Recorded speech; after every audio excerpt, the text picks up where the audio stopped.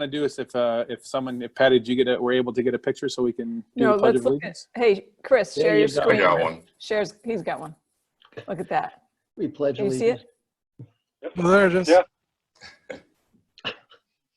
All right, look at you right behind you. He's such an IT wizard. Yeah. This is So the much first fun item for on me. the Oh, wow. agenda, first item on the agenda then is Pledge of Allegiance. I pledge allegiance to the flag Flag. of the United States of America and to the republic for which it stands, one nation, under God, indivisible, with liberty and justice for all.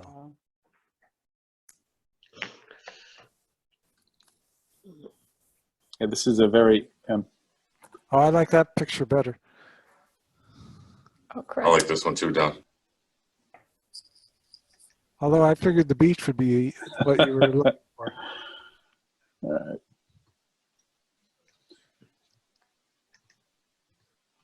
All right. Yeah, this is much harder to control with the phone. Patty, do you have the ability to see the waiting room from your computer then? Yeah, I've been letting everyone in. There's Okay. no one waiting right now. Mashpee Okay. TV just came on and Nicole's on.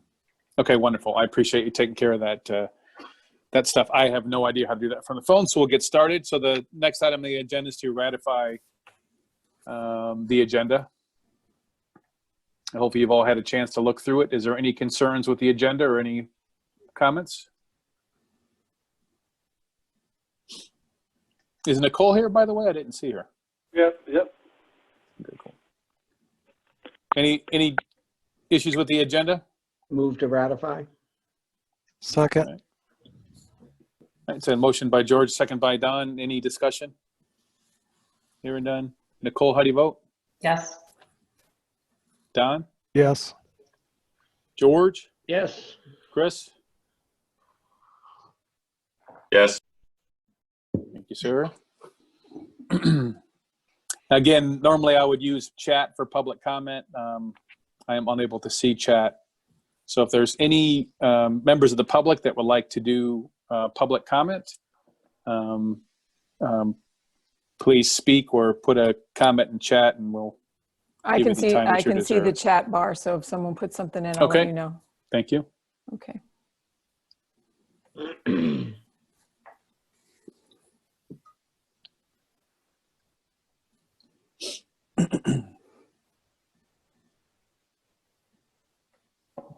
I don't see anything, but All right. Well, we have another public comment at the end of the meeting that we can utilize if someone missed out. And then the next item on the agenda is the report of the superintendent. Superintendent, please take it away. okay, so in the packet, I don't know if you have it in front of you, but you had an Appendix A that came through. Does everybody have that? Yes. Appendix A. I do.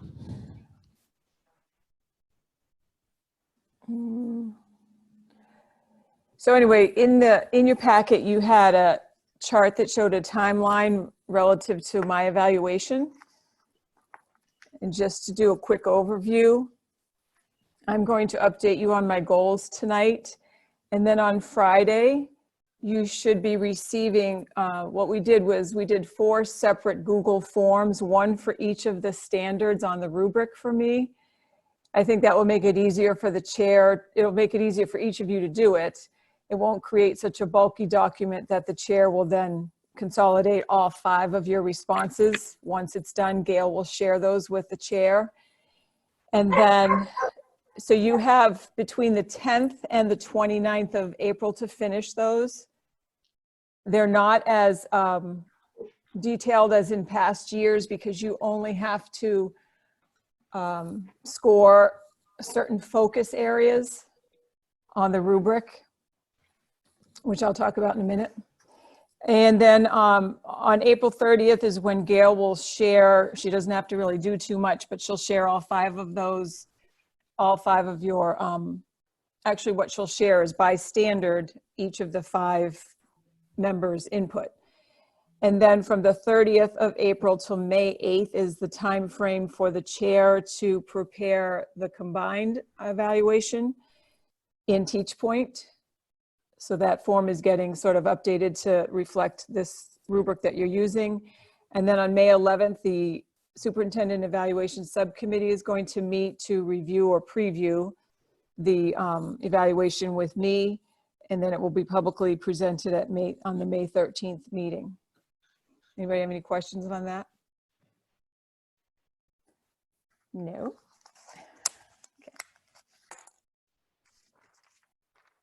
Patty, Yes. I'm looking at the form.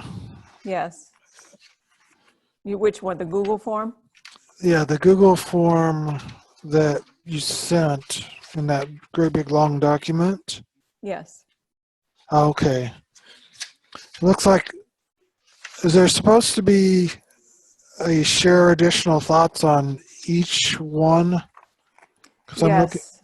I'm looking like Oh, yeah. 1A goal 4. Oh, it's share your thoughts on each standard, so you'd get 4 opportunities.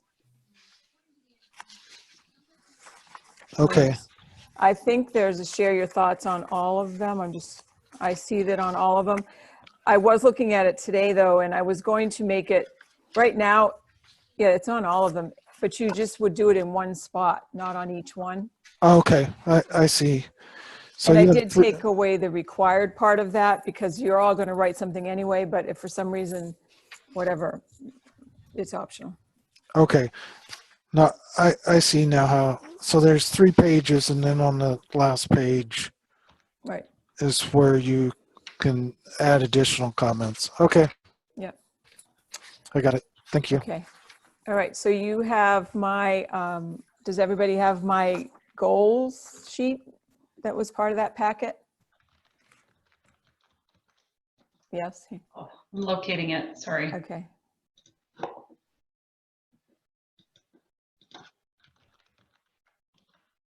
Okay, go ahead. Okay.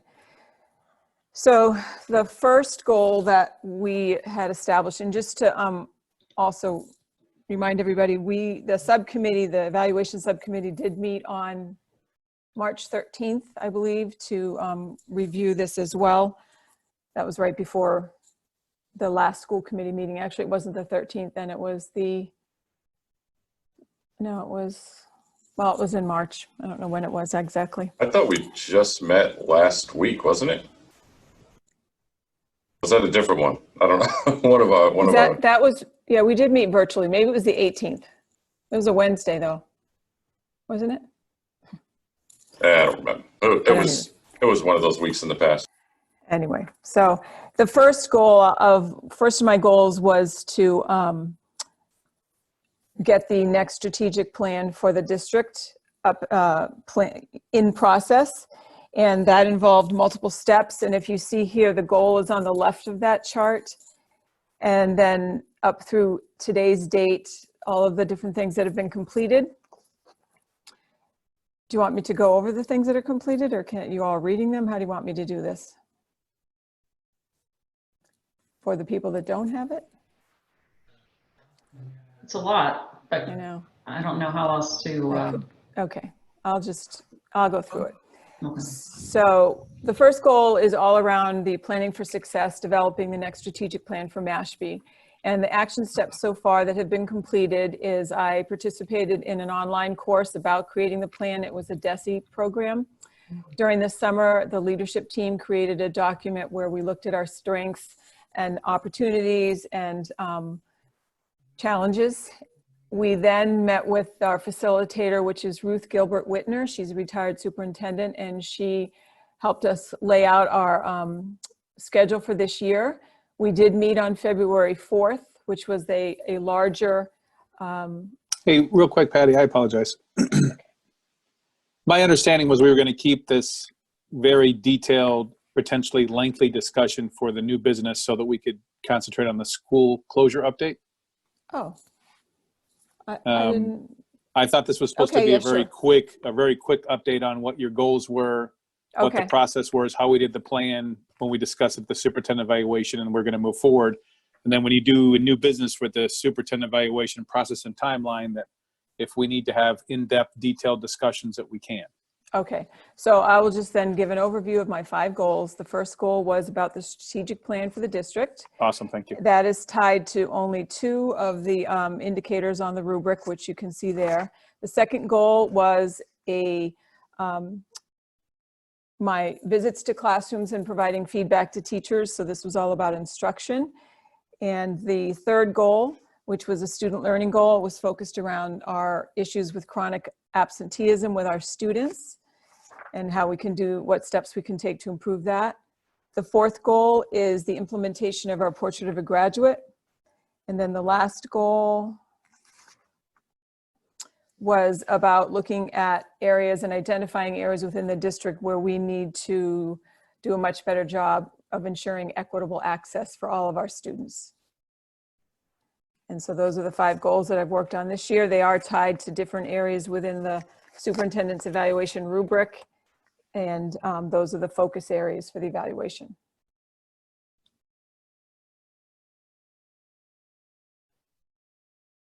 Anybody have any questions?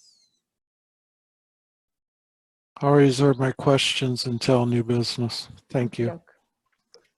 Thanks, Don. Yeah, I apologize for the confusion. I wanted to make sure we had plenty of opportunity to discuss the school closure update, get all the discussion and questions that we need to, and that if we got down to new business and we didn't have enough time to continue on, and if we had an idea we may need to table and or do a special meeting just to talk about the superintendent evaluation, that we would do so. Any concerns with that course of action from anybody? Oh, sounds good. All right, thanks so much, everyone. I appreciate it. So, Patty, thank you so much, and I apologize for abbreviating that. We'll get to it more in new that's okay. business. I remember we talked about that. Yeah, so if you want to go to the school closure update, and we'll just start that that ball rolling and open it up to you, and then I'll open it up for questions from the rest of the group. Sure. So we do have the administrative team is on here as well. So if anyone has any specific questions, or if the principals particularly want to add anything as I'm going through some or sharing some of my thoughts, feel free to do so. This is the first week of really kicking up the learning expectations for our students. Our teachers spent last week really getting their planning in place, getting some training in place. So at the high school level, the 4 core courses, which is your English, your math, your sciences, and your social studies, those courses are all being taught through the online platform Edgenuity. And how those courses work is that the teachers do have the ability to go in and frame them and sort of put their fingerprint on all of those classes. The teachers have been told to plan those classes to run 11 weeks. And so what we figure is that if we do come back in May, that will be sort of a, not a subsidiary, but an extra piece of the class. So they'll still go to school and they'll do the learning that the teacher has, but the teacher knows what's been planned in those classes, so that could either supplement on a certain day or supplement in a homework format. But then if we don't make it back, then the courses are running as they are expected to run. So that is, they are expected to plan for 2 hours per core subject. So that results in 8 hours at the high school. And then there's another additional 7 hours to be allocated towards the students' electives or the other 3 courses on their schedule. And then we are encouraging all students to also participate in different daily activities such as reading or wellness and things like that that are also on our Mashpee at-home learning site. At the elementary level for the Coombs School, we did mail out packets last Friday. I believe almost all the families have them for pre-K, K1 and 2. Maybe Paul, I guess, make sure on that, on the pre-K. That's particularly for, go ahead, Paul. That is correct. Pre-K to grade 2 all receive packets. Okay. And for grades 1 and 2 in particular, that is not the lesson focus that the teachers have developed. That is supplementary materials. I do think a little bit more of it is tied with the pre-K and K. Can you talk to that, Paul? Sure. The packets for the well, grades 1 and 2 are definitely supplemental. They're going beyond the 2 hours of direct instruction that the teachers are planning for them. The packets are meant to be part of that 5 hours a week of choice activities, which are also linked to the Mashpee at-home learning webpage. So they can borrow from anything in those packets or those websites that we subscribe to. In the preschool kindergarten, since they don't have the technology or limited technology, which we're not necessarily providing for those grade levels, and that most of the learning experiences for those grade levels need to be somewhat facilitated by an adult. So those lessons within the packets are kind of filling that that need. Not the classroom teachers are still doing Zoom lessons with them, but certainly it looks a lot different than what it would for grades 1 and 2. Hope that answered your question. Yeah, sorry, one second.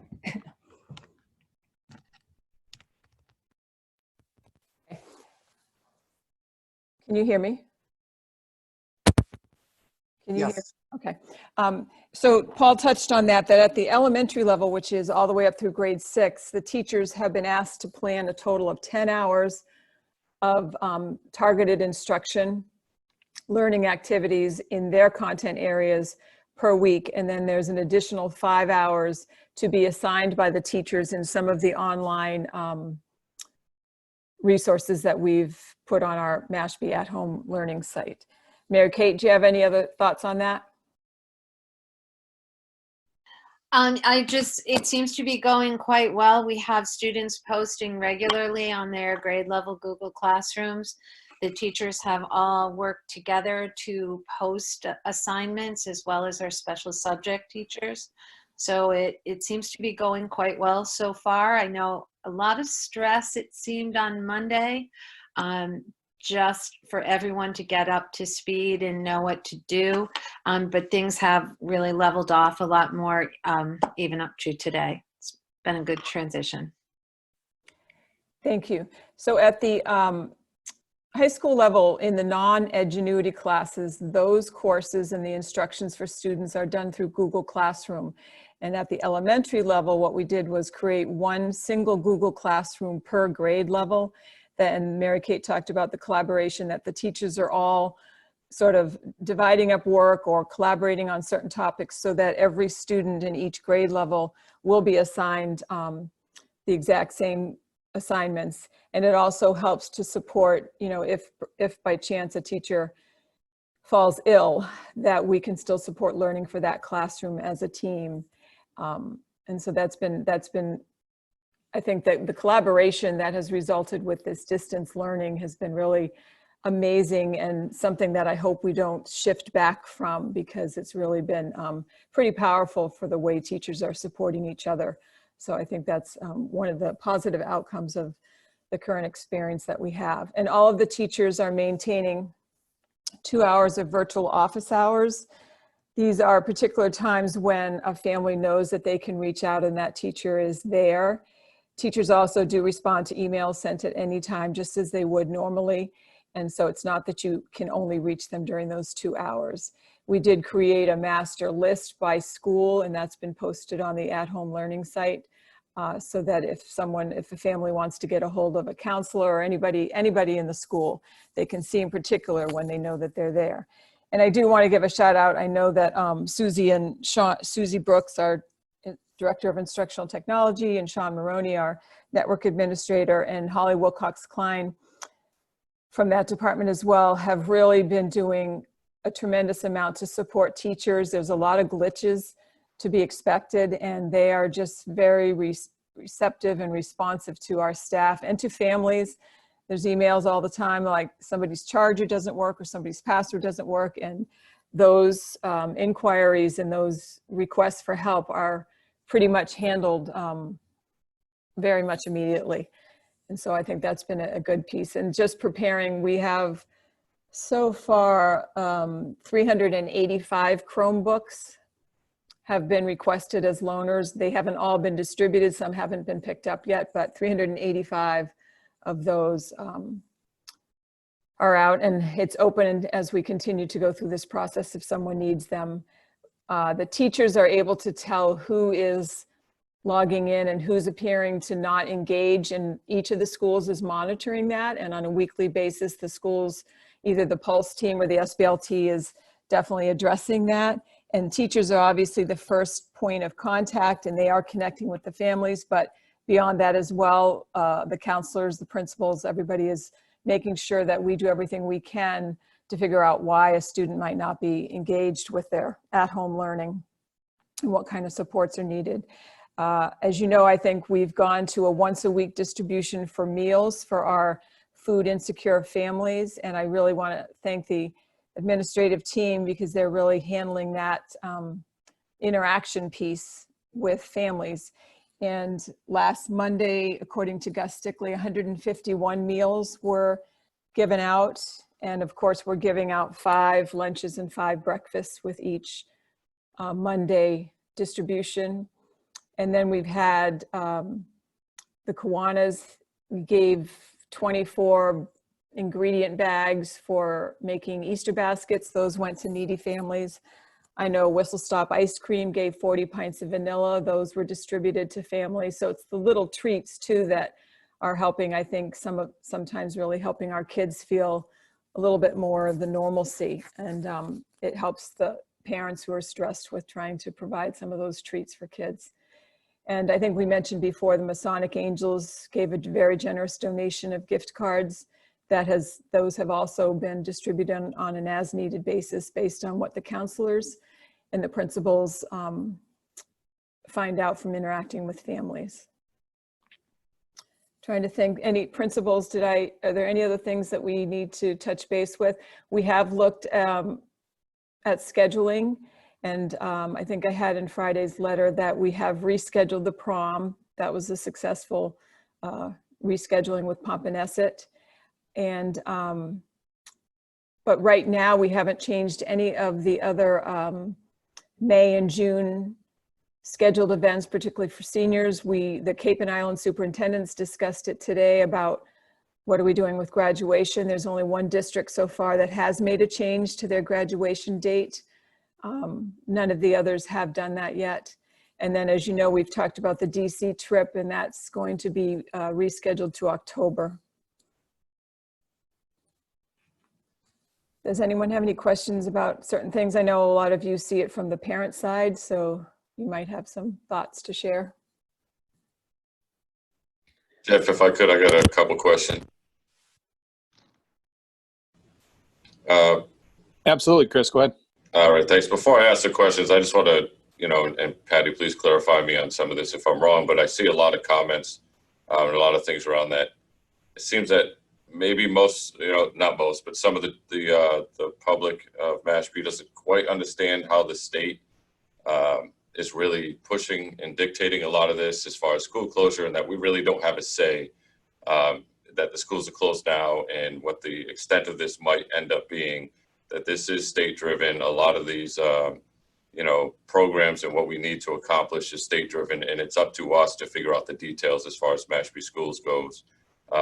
And figure out how we're going to implement all of the fine details, student to student. But I'll just get right into my questions, and then you can say whatever you need to say and answer it how you can. I know we talked about it in the past on how we're going to handle students with IEPs and how we're going to make sure that they get the services they're getting. If you could speak a little bit on that, and then also, what do you say to parents that feel overwhelmed? Because for most of them, this is a brand new experience. We kind of went from have your students do something educational every day to dropping a full, no kidding, learn at home, homeschooled experience, which most parents have never experienced. And I do hear a lot of that. That is one thing that I do hear a lot about, is being overwhelmed. Patty, you're muted.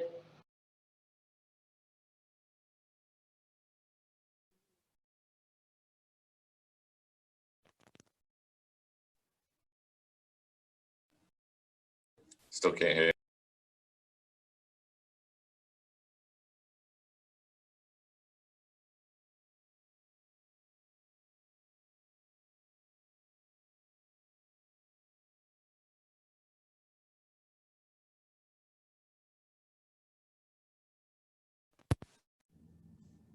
Can you hear me now?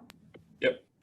All right, I took the headphones off. Anyway, what I was going to say is we have to be very careful to always try to think about the varying scenarios that are going on in homes. And it is quite a change to try to throw a parent into being a teacher as well.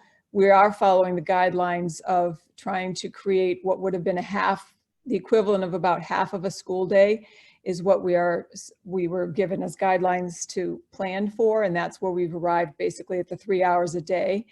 But I want everybody and families, and we'll make sure we emphasize this again. I mean, you're going to do your best, but I mean, I'm not going to say learning is not the primary focus, because from our point of view, it is, but there's no one within the district that is not going to understand or sort of adjust their mindset to better understand what it is. Parents that are working at home, as well as trying to provide this at-home learning, are just doing the best they can. And it's not going to be a perfect fit for every family. And I hope that teachers are going to see that and offer the supports that they can. And I think from what I've seen from some of the planning, that they're trying to keep that mindset in the forefront of not providing something that requires a parent to actually be the teacher. But, and then in terms of special ed, I don't know, Jamie, would you like to address that? I know that we have things in place for that. Sure, I can address that. So I've been meeting with the special ed staff in each building once a week, and I've been at weekly meetings with the Director of Special Education for the state, Russell Johnston, and he's been guiding us and saying services during this school closure period may look different than they would look like during the school year. So we are working together with looking at individual needs of students to see what the services will look like during this time period. So sometimes some of the kids may be getting mostly accommodations. We're looking at the IEP. So some of the students may be getting accommodations and modifications to the grade level work that's being provided to them. Some teachers are providing video lessons to their students, whether it be a couple of times a week, or more, depending. Some are doing Zoom sessions with their kids. So it really depends on the student's level of need and what it's going to look like for them moving forward. Myself and the team chairs are currently working on a distance learning plan that we want to roll out so that special ed teachers can use that to really look at the students on their caseload and look closely at what those services would look like over this time period. And then we want to share that with parents to make sure that everybody's on the same page in terms of what their plans are going to look like over the school closure period. Does that answer your question, Chris? Yeah, that's great. I appreciate it. Yeah, I just wanted to make sure, and I would assume that it was being done, but obviously there are people out there that want to know from you guys, not from me, what is actually being done and talked about at the state level and the local level. So I appreciate it. Thank you. Yeah, and I do have those weekly meetings with Russell Johnston, and actually I have another one tomorrow as well. So. Jamie, this is Don. When are you expecting to communicate to parents those particular plans? So we just myself and the 3 team chairs and actually Mary Kaminsky, the BCBA, we have the form pretty much done. We wanted to trial it with a few different teachers before we put it out to all of the special ed teachers. So I know one, Christine met with somebody today. The other 2 are going to meet with somebody tomorrow. We just want to make sure that it's clear and that we have the right questions or whatever on the form. So we hope to roll that out to the rest of the special education staff on Monday. And then teachers will be working with each other, therapists, parents, families, and trying to get those out to parents, starting next week. And during this, I guess, 11-week planning period, for IEP meetings, is there a plan for those as part of this to continue also? Yeah, so that's a good question. We are going to start doing virtual IEP meetings. We are going to at least offer those to parents during this time period. If the annual review falls within this time period, parents can decline the virtual IEP meeting if they prefer to wait until school is back in session to have an IEP meeting. But we are going to offer the virtual IEP meetings to parents. So that's for annual reviews. It gets a little bit trickier with 3-year reevals and initial evaluations, especially when we're unable to do the testing right now because students are not available to do the testing. But we have some plans in place if students fall into those 2 categories as well. So the team chairs are reaching out to all of the parents in any of those categories, and we're going to come up with a plan that mutually agreed upon in moving forward. Sounds good.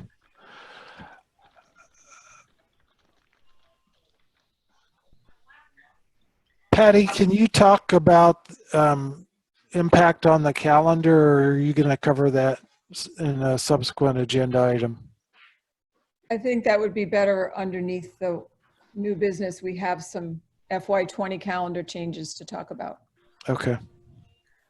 Patty, I have a couple of questions. First, has there been any explicit outreach to the tribe?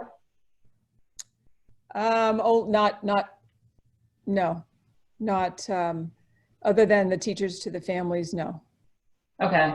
I'm just thinking it might be good if you or someone from the administration connected with them in light of the federal recognition decision. And I've seen some indications they've lost some people. So I just think it might be good if the school reached out to just check and see if there's any additional supports we need to provide.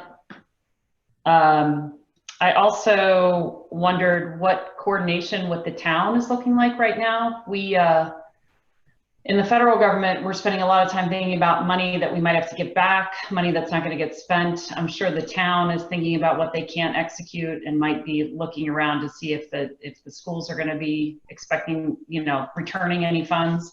Have you discussed that with Rodney? There was not a specific discussion, but at their Monday night meeting, they are asking all departments to turn back as much as they can and to basically no new hires except for those that were in the pipeline or if you were replacing a position, and then as minimal spending as you can. They're hoping for bigger than normal turnbacks. But are we really expecting? I mean, my understanding is, since we're still paying our employees and we're still, we don't pay, DPW runs the buildings, so we're not getting a big savings from not having our buildings open. I'm just wondering what So the only places I see some of the bigger savings might be in substitutes. It would be in our spring sports. If that does not happen, there's money there. The substitute line, and then there is definitely a decline in spending, but that's not the bigger piece. It's on the personnel side. I don't know if Mr. Funk wanted to address anything else with that. Probably busing as well, right?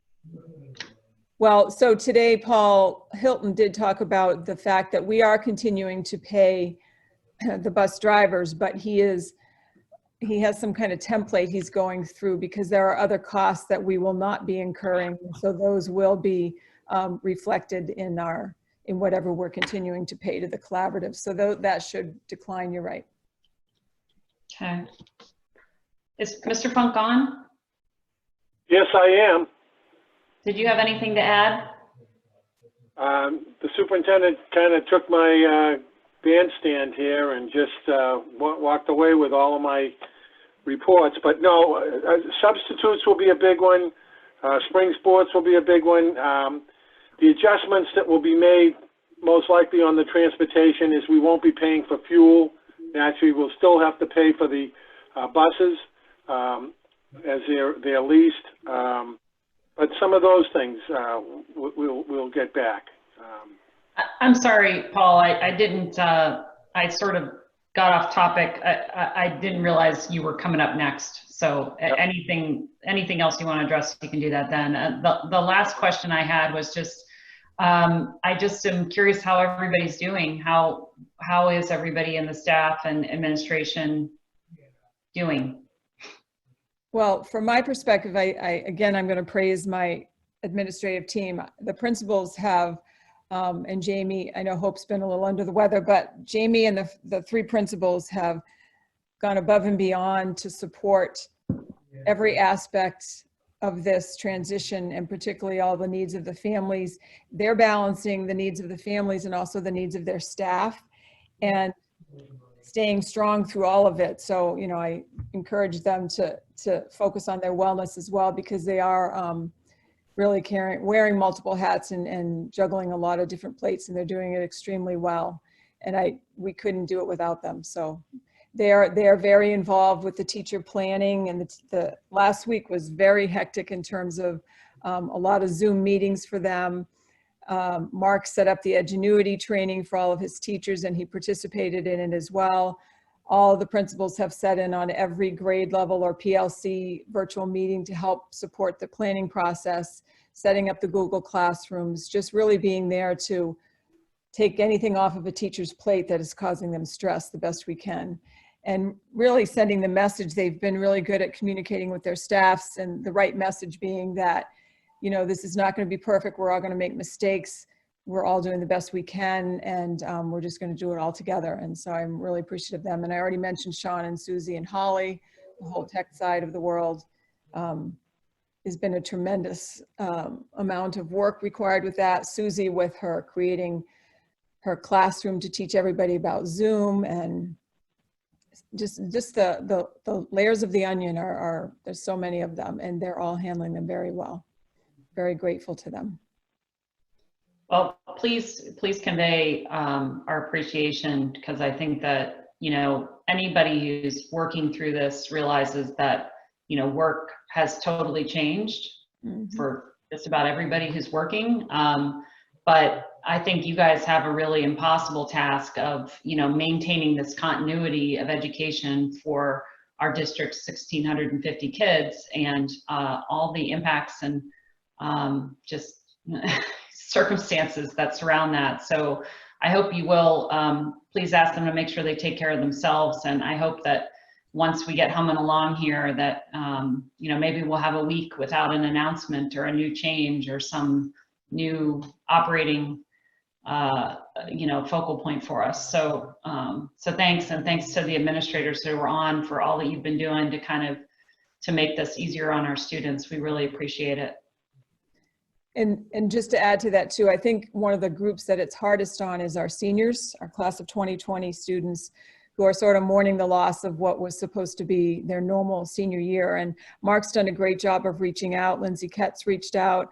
I was able to go through some old albums that I have from when I was principal, created sort of a slideshow that I sent to them of when they were in 3rd grade and 4th grade. And I did hear back from a few of them on Sunday. They were very grateful to get that. So it's just, it's so hard because we're in such a people business, and our kids are what it's all about. So it's hard to have them not with us. Yeah. Yeah. Thank you.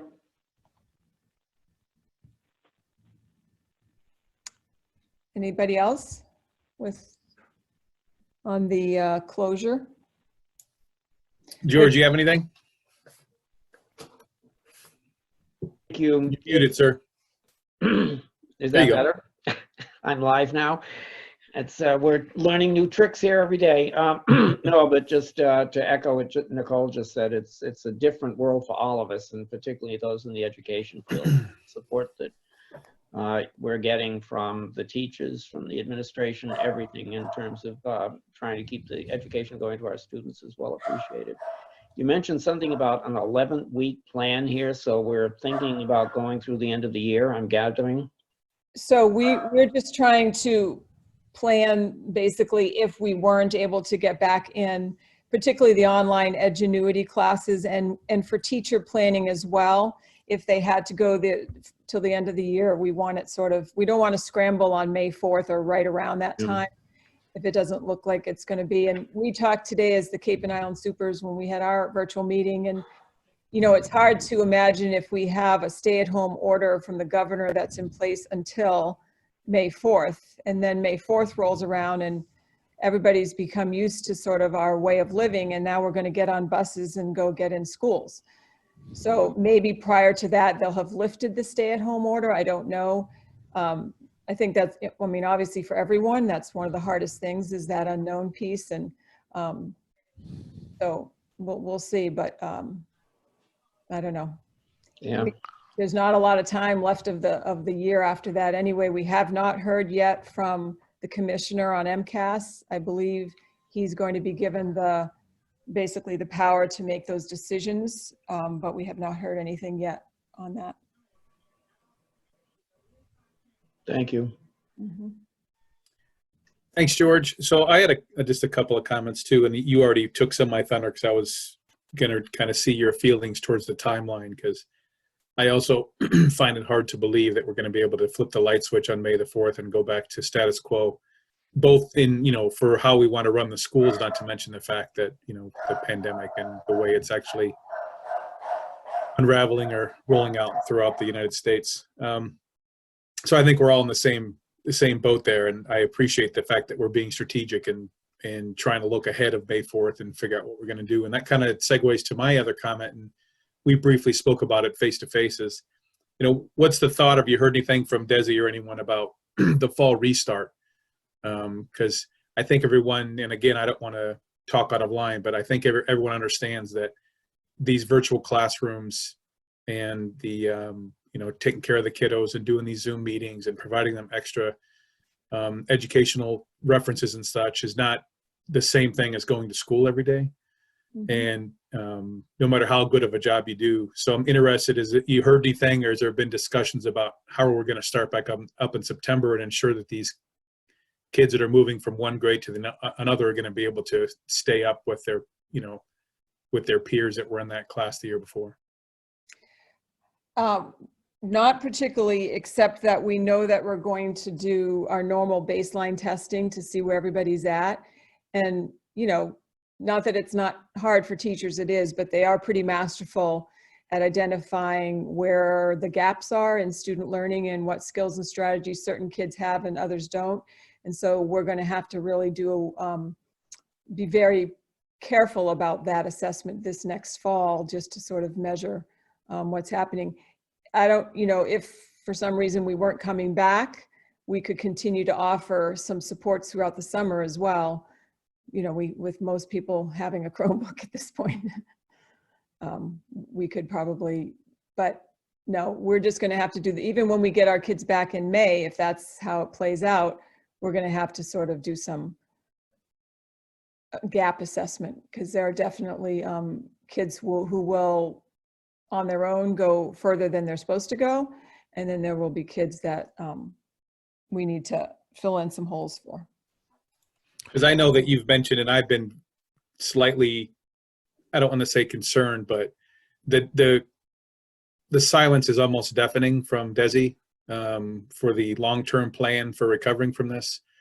And, I'm going to speak with the Mass District 7 chairperson, who's I know kind of, and see if there's a way that we need to reach out to, our legislators. I know that Senator Sear is a very, educational savvy type of legislator, and start saying that, we can't continue to pretend like we don't need to make these decisions now for September when we're coming back. So I was interested to see your thoughts. If you do hear anything though, please share it with the committee. If you have any updates when you do your superintendent meeting, anything like that that's coming down the pike, because I really don't think that the information's coming quick enough.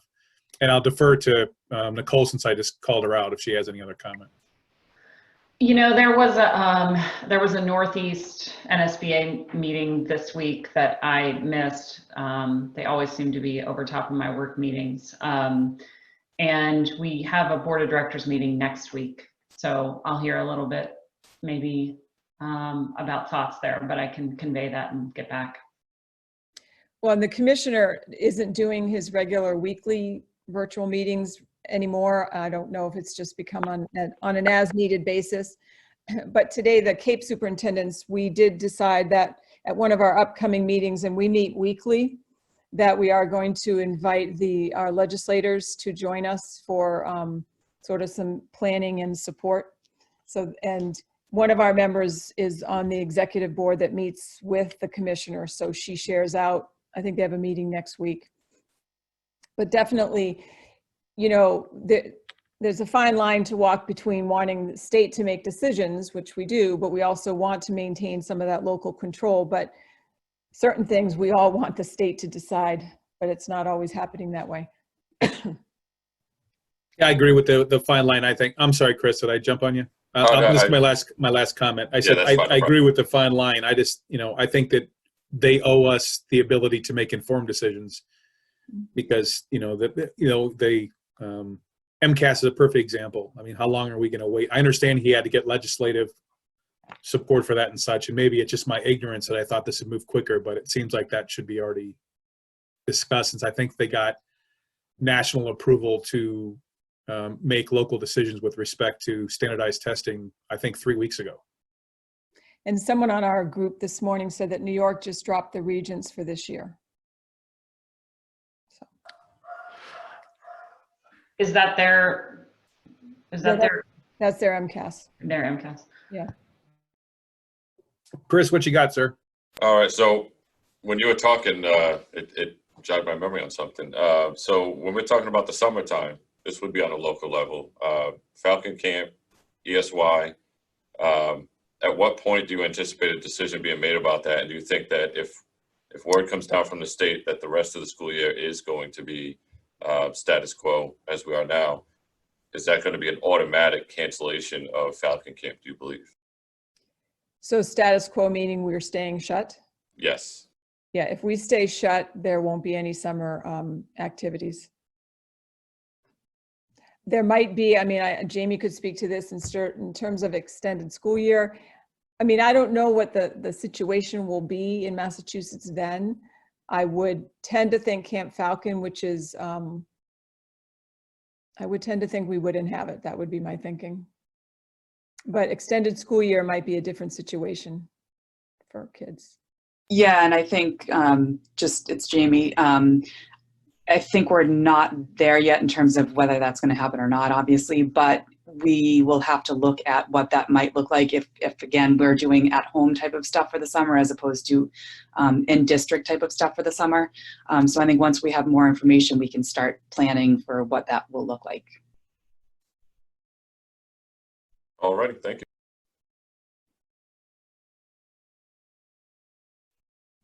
So if you want to go around the horn one more time, if any other questions, I wanted to ensure we had plenty of time to get in front of the superintendent to get these kind of topics discussed. So Nicole?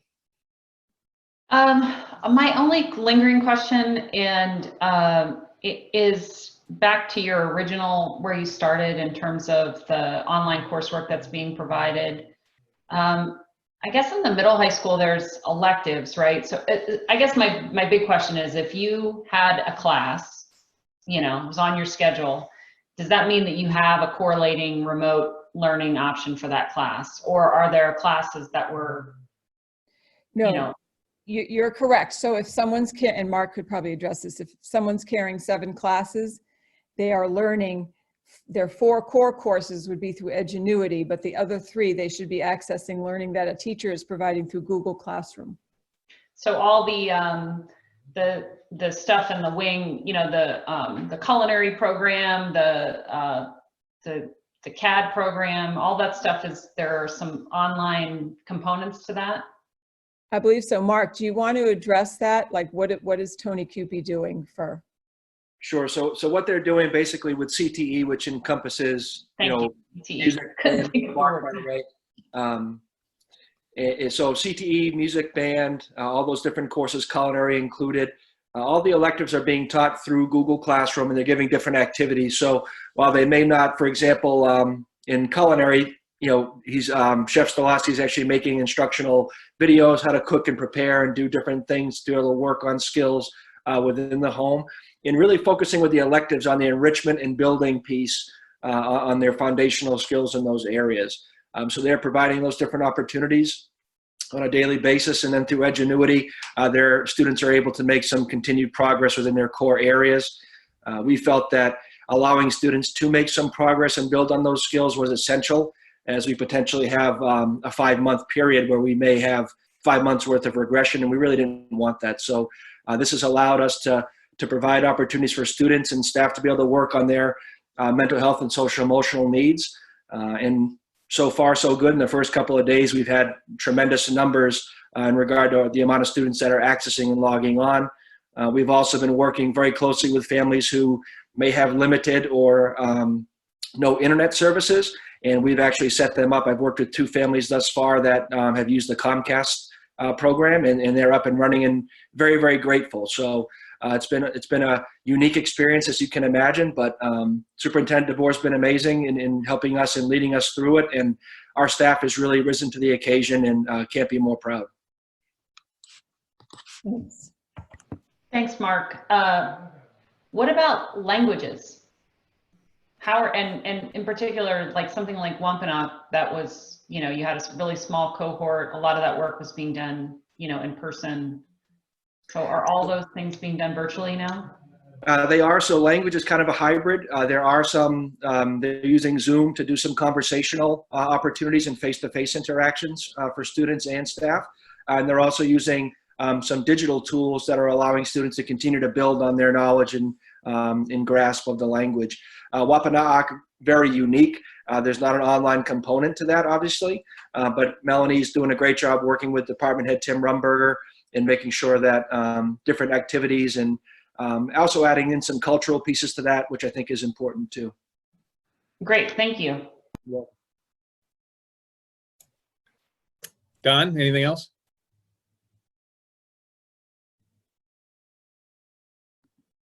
No, I think my biggest concern is just the amount of regression and the overall effectiveness of just kind of rush to remote learning process that everyone's had to go into, and what's going to be the long-term effect of that, which we probably won't see until next fall.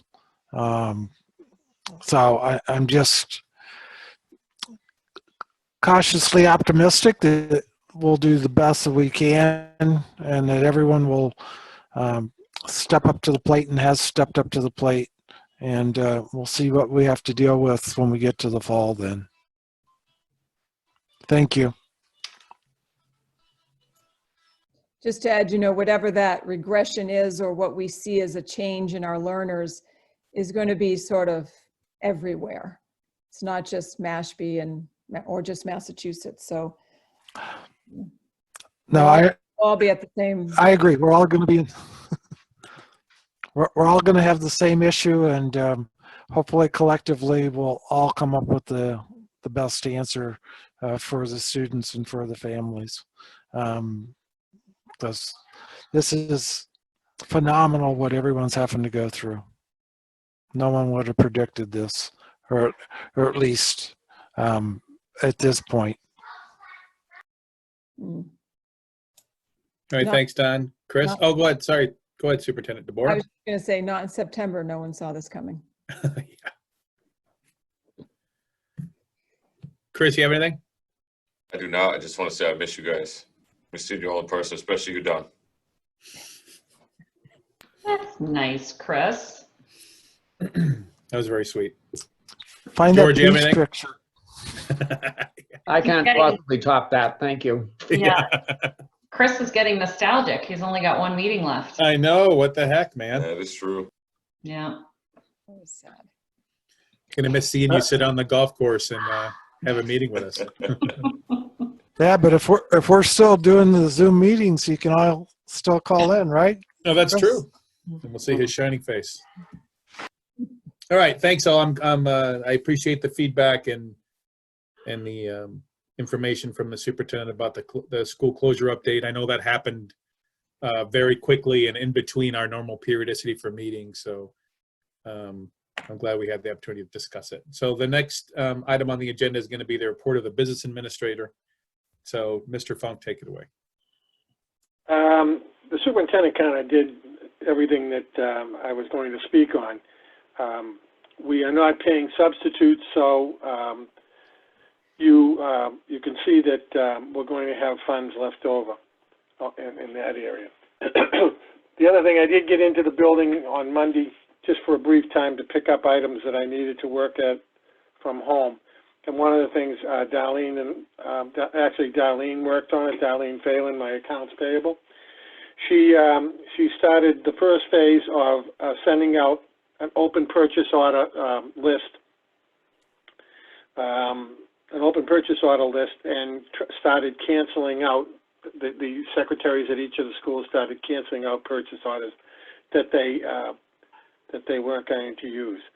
And this happens, kind of goes in waves. We do one around this time each year, and then the end of the month, in a few weeks, we'll do another one. We go through it again, and we look for purchase orders that go back to September. So if you remember the 2 meetings ago, I guess it would have been February meeting, I talked about we would have $300,000 left on the salary side. That's going to increase also. The biggest part is the substitutes, but also I think we budgeted $249,000 for retirement and retirement obligations, and we will most likely spend about $180,000 of that. So there'll be excess money there. But by closing out by looking at the substitutes and any money on that side of the budget, the salary side, we could have up to $500,000 in the salary side.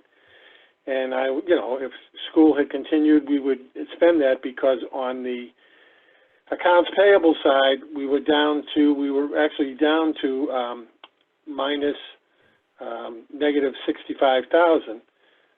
But then after we started closing out purchase orders and so forth, we ended up on the plus side. But I've okayed a couple of big purchase orders. So that's going to close out in the negative. But how much in the negative, I don't know, because we can't do purchasing. And I can't say to the principals, oh, you can spend another, yeah, you can buy that or you can buy that, because they're not sending whatever requisitions they send to me, I process.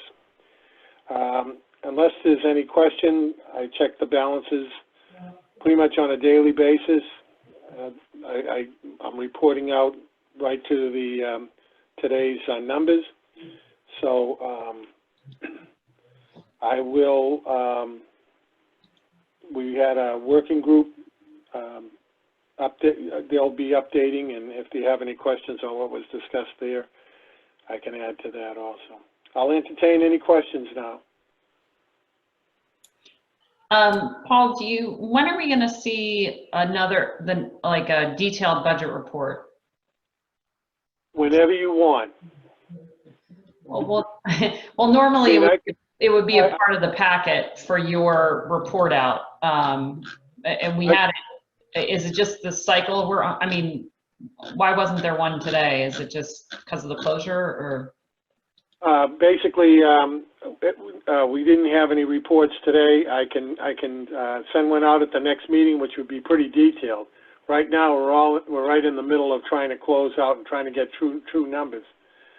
So I can put together one. I actually have one put together that I can issue at any time. So. Well, it's more just it's just a little hard when you start talking about lines and what's not going to get spent and, kind of what we're giving back. It would be helpful for me to be able to look at those spreadsheets like you would normally, like if we were meeting in person, we'd have it in front of us. Absolutely. So if we can just have that for the next meeting when there's more clarity, and by then we'll know whether we're in school in May, Absolutely. Okay. And that's going to make a big difference, Nicole.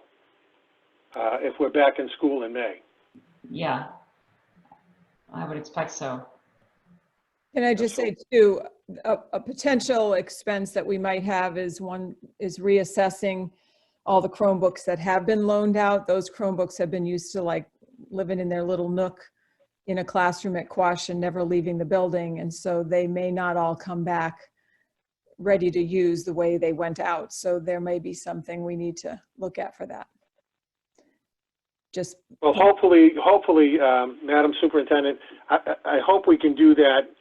I'll be in contact with Sean within the next 2 months, and that would be a purchase that I would want to make in this fiscal year if we had to buy more Chromebooks. Right. And I don't know if it's buying or leasing, but whatever.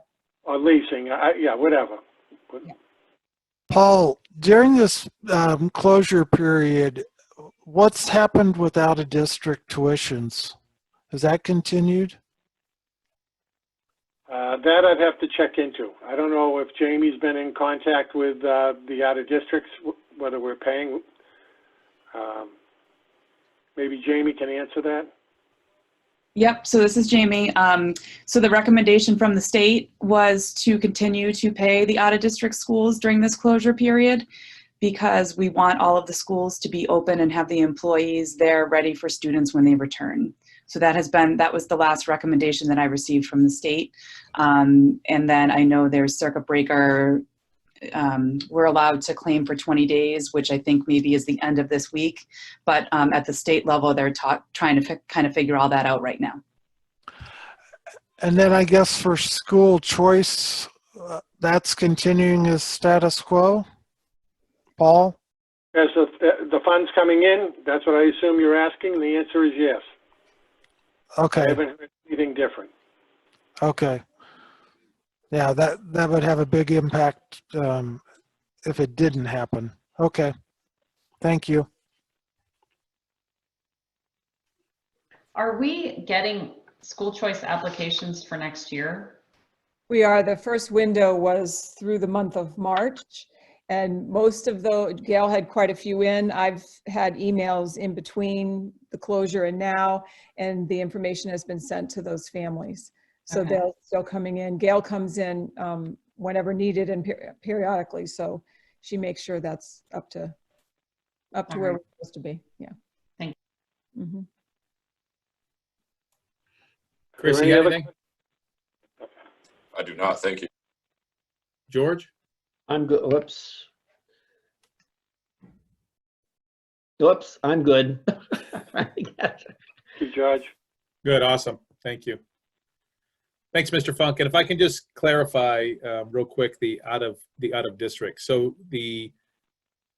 they're going kind of down the same road that we went, that they want to support their current teachers and faculty and staff to be ready to assume responsibilities when the light switch gets flipped.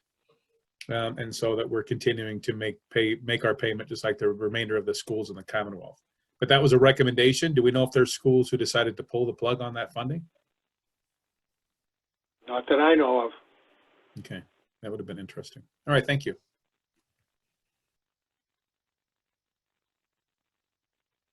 All right, next item on the, oh, go ahead. Oh, no, just wanted to know if there's any other questions, but No, that's it. Thank you so much, Mr. Funk. thank you, Mr. Chairman. So the next item on the agenda is the subcommittee reports. I don't believe we have any subcommittee reports to talk about. I do not think so. Well, don't be so hasty. Didn't we have an outreach meeting last week? Well, that's a working group that's coming. Oh, that's right. Okay, sorry. Slow down there, Vice Slow down. Chair.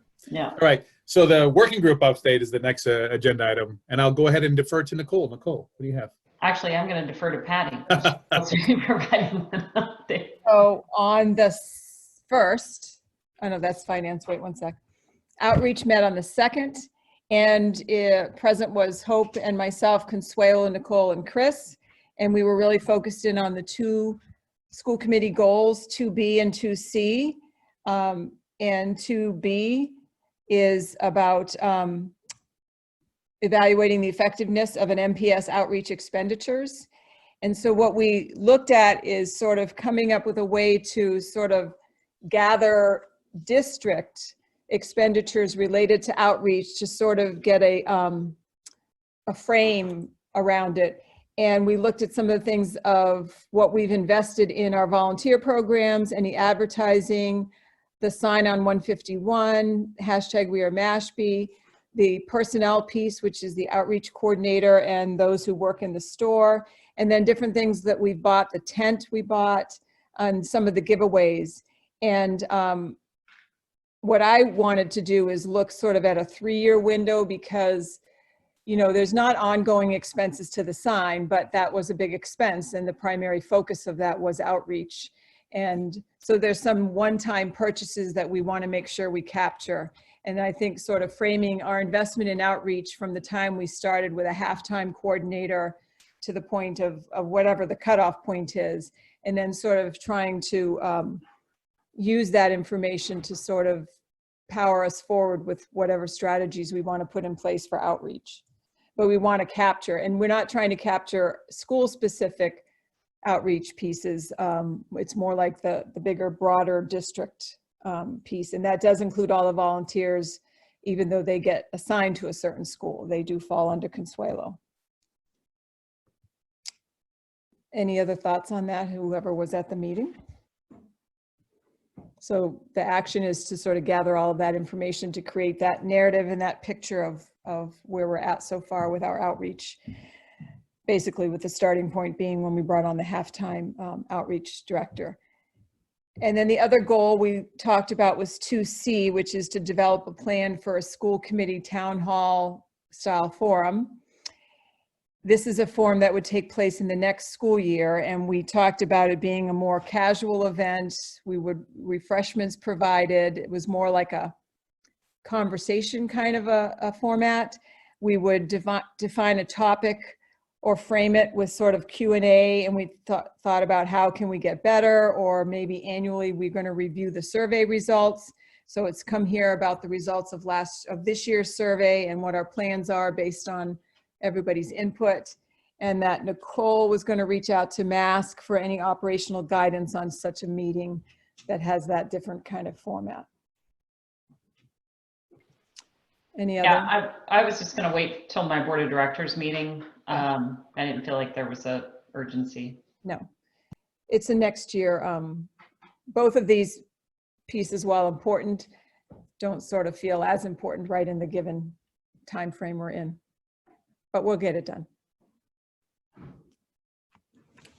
So that was outreach. Oh, thank you so much. Was there any discussion during the meeting about any kind of new out-of-the-box outreach things we can do during the shutdown period? No, I think Consuelo's blog is new, and I like that she's doing that. She has some great ideas about sort of doing some podcasts and some sort of interviews so that our faces can get out there. Particularly, I feel like the kids don't get to us the way they should.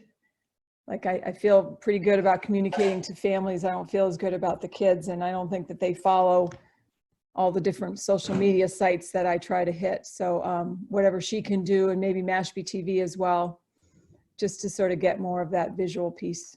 But I like all of her ideas. No, that's awesome. I think we did briefly talk either last year, maybe a little bit longer than last year, about having some kind of interaction with the kids, either a question of the day kind of thing where they ask the school committee a question in the class, on video, and we answer that question during a school committee meeting, or it's taped and we provide it on social media. I agree with you that there's so many avenues for us to interact more with the children and the kids and the students, and even some of the staff for that matter. I think that'd be great, just to personalize more of the whole outfit. Yeah. I do say, and I can't speak for the principals, but they are holding their Zoom staff meetings. And I know, like Nurse Stacy, I think she's still on here, but she does, I think, a weekly sort of coffee breakfast kind of thing where you meet virtually for sharing over a cup of coffee. So I think as many opportunities as we can, that's the best we can do to sort of get our faces together. But yeah. And you're correct. We do a Friday breakfast virtual. Meg Smith always makes something new, and we have our coffee together, and it's just a social kind of check-in before our school day starts, and just to see how everybody's doing. Yeah, that's nice. So for if we have to do a virtual meeting again, can we mandate that I can see the administrators so I get to see their faces? Because I do miss them. Well, I want to see them. I'm sure they could click it on unless they're totally Oh, okay. I'm jumping in right now and just Hey, saying let's do a pants check. that is uncool. We had an agreement. My hair is very COVID-y, and I don't think that's cool. If you're sick, you're exempt. You don't even need to be on the call. Thank you for joining, Hope. Yeah. That's fine. I saw you, Jamie. Thank you. There's Mary Kate. Yay! Aww. I did tell them all they did not have to be on camera, so just so you know. Aww. Never a Aw. requirement, although I have to admit that I did go out and get a camera specifically so I could be on video. But Aw. Well, thank you for turning on. It was nice to see your faces. I miss you guys. Yeah, I they're miss your dog. All right, you can All go right. back to whatever. Yeah, you Gorman, take control of this meeting. All right, so the next item on the agenda is the finance working group. So I'll turn it over to one of our illustrious finance working group members and/or Patty. I think we should just follow the lead and let Patty explain it. Okay, so our finance working group primarily was discussing the 25,000 removed from the food services revolving account for CIP for this year. And also, I think the last school committee, we had the report of the revolving account, which is not looking healthy. And so what we came out with was recommendations from the working group were to reimburse food services for the full 25,000 that was taken, and we would take it out of our operating account this year. Then we were going to ask Gus to determine if he needed any additional items and if that were capital in nature, and if so, to get that purchase done. I'm not sure he has any though. Then we were going to find out from the town if the unused FY20 CIP allocation, so it's 25,000 was allocated, which they took out of food services. We've only spent about 11 of that. Will the remaining 14,000 be returned to the revolving account? That's a conversation that we want to have. And that was going to be combined with a conversation about the health insurance for the food service employees being paid for, as every other Mashpee Public Schools employees is paid for through the town and not out of the revolving account. So, I don't know, Dawn, I guess you could take it over. I think you were looking for that number 1 bullet about reimbursing food services for 25 out of the operating. Yeah, I think we would have to, obviously given that we've got, it appears a surplus, moving that 25,000 at this point, I think would be very doable for the committee. And it's kind of a unique opportunity. So, I would, on behalf of the committee, I would recommend that we take that action. We can do it, I believe, at the next meeting. I'm not sure we can do it at this meeting, but definitely we should do that at the next meeting to make him whole. If you recall, looking at his food service budget from the last meeting, he was negative. This would help true that up and put him in a positive standpoint. And then assuming that the remaining CIP money moves back to the revolving account, that would put him in a little bit better position for next year. If I may, for Patty or for Don, did you get reached out about this topic from the town manager? No. All right, so, and the reason I'm bringing that up is because prior to this financial working group meeting, I did reach out to the chairman of the Board of Selectmen and the liaison to the school committee through the Board of Selectmen about this, because we had brought this up several times and nothing came about it. I was told by the liaison that this was going to be rectified from the town. So before we start moving money around, and we have time now since we can't vote on this until the next meeting anyway, would you mind reaching out to Rodney and getting a status on that? Because they were going to go as far as putting a warrant on the June meeting to get that money put back into the account. Okay. If necessary. They didn't know if that was necessary the last time I spoke to them. And that was from the Board of Selectmen liaison to the schools? Correct. Okay. And that was in conjunction, he said it was after a discussion with the chairman and Rodney and the town manager. I know there was some stuff, they needed to get some details worked out through the finance director and figure out exactly how they had to do this. But before we start moving money around, I think that we should get this rectified at the source, which was at the town. Well, we definitely have plenty of time to wait and see if they're able to take care of that. And if they are not able to take care of it, then I would still make that recommendation, and we can act on it before the end of the fiscal year.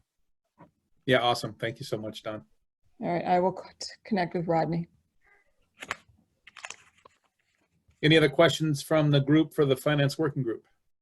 I used group twice. Any questions from the committee on the finance working group?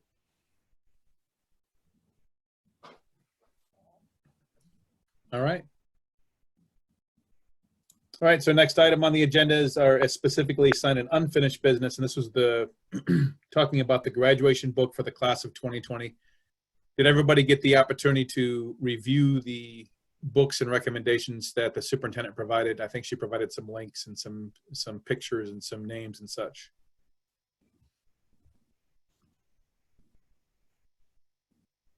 I did not. Sorry. Yeah, I mean, I took a look at it, and I guess, you know, when I look at what we currently do, no change, oh, the place you go, compared to what do you do with an idea, those are both kind of children-oriented books, whereas the 212, the extra degree, tends to be, or appears to be, a little more adult oriented.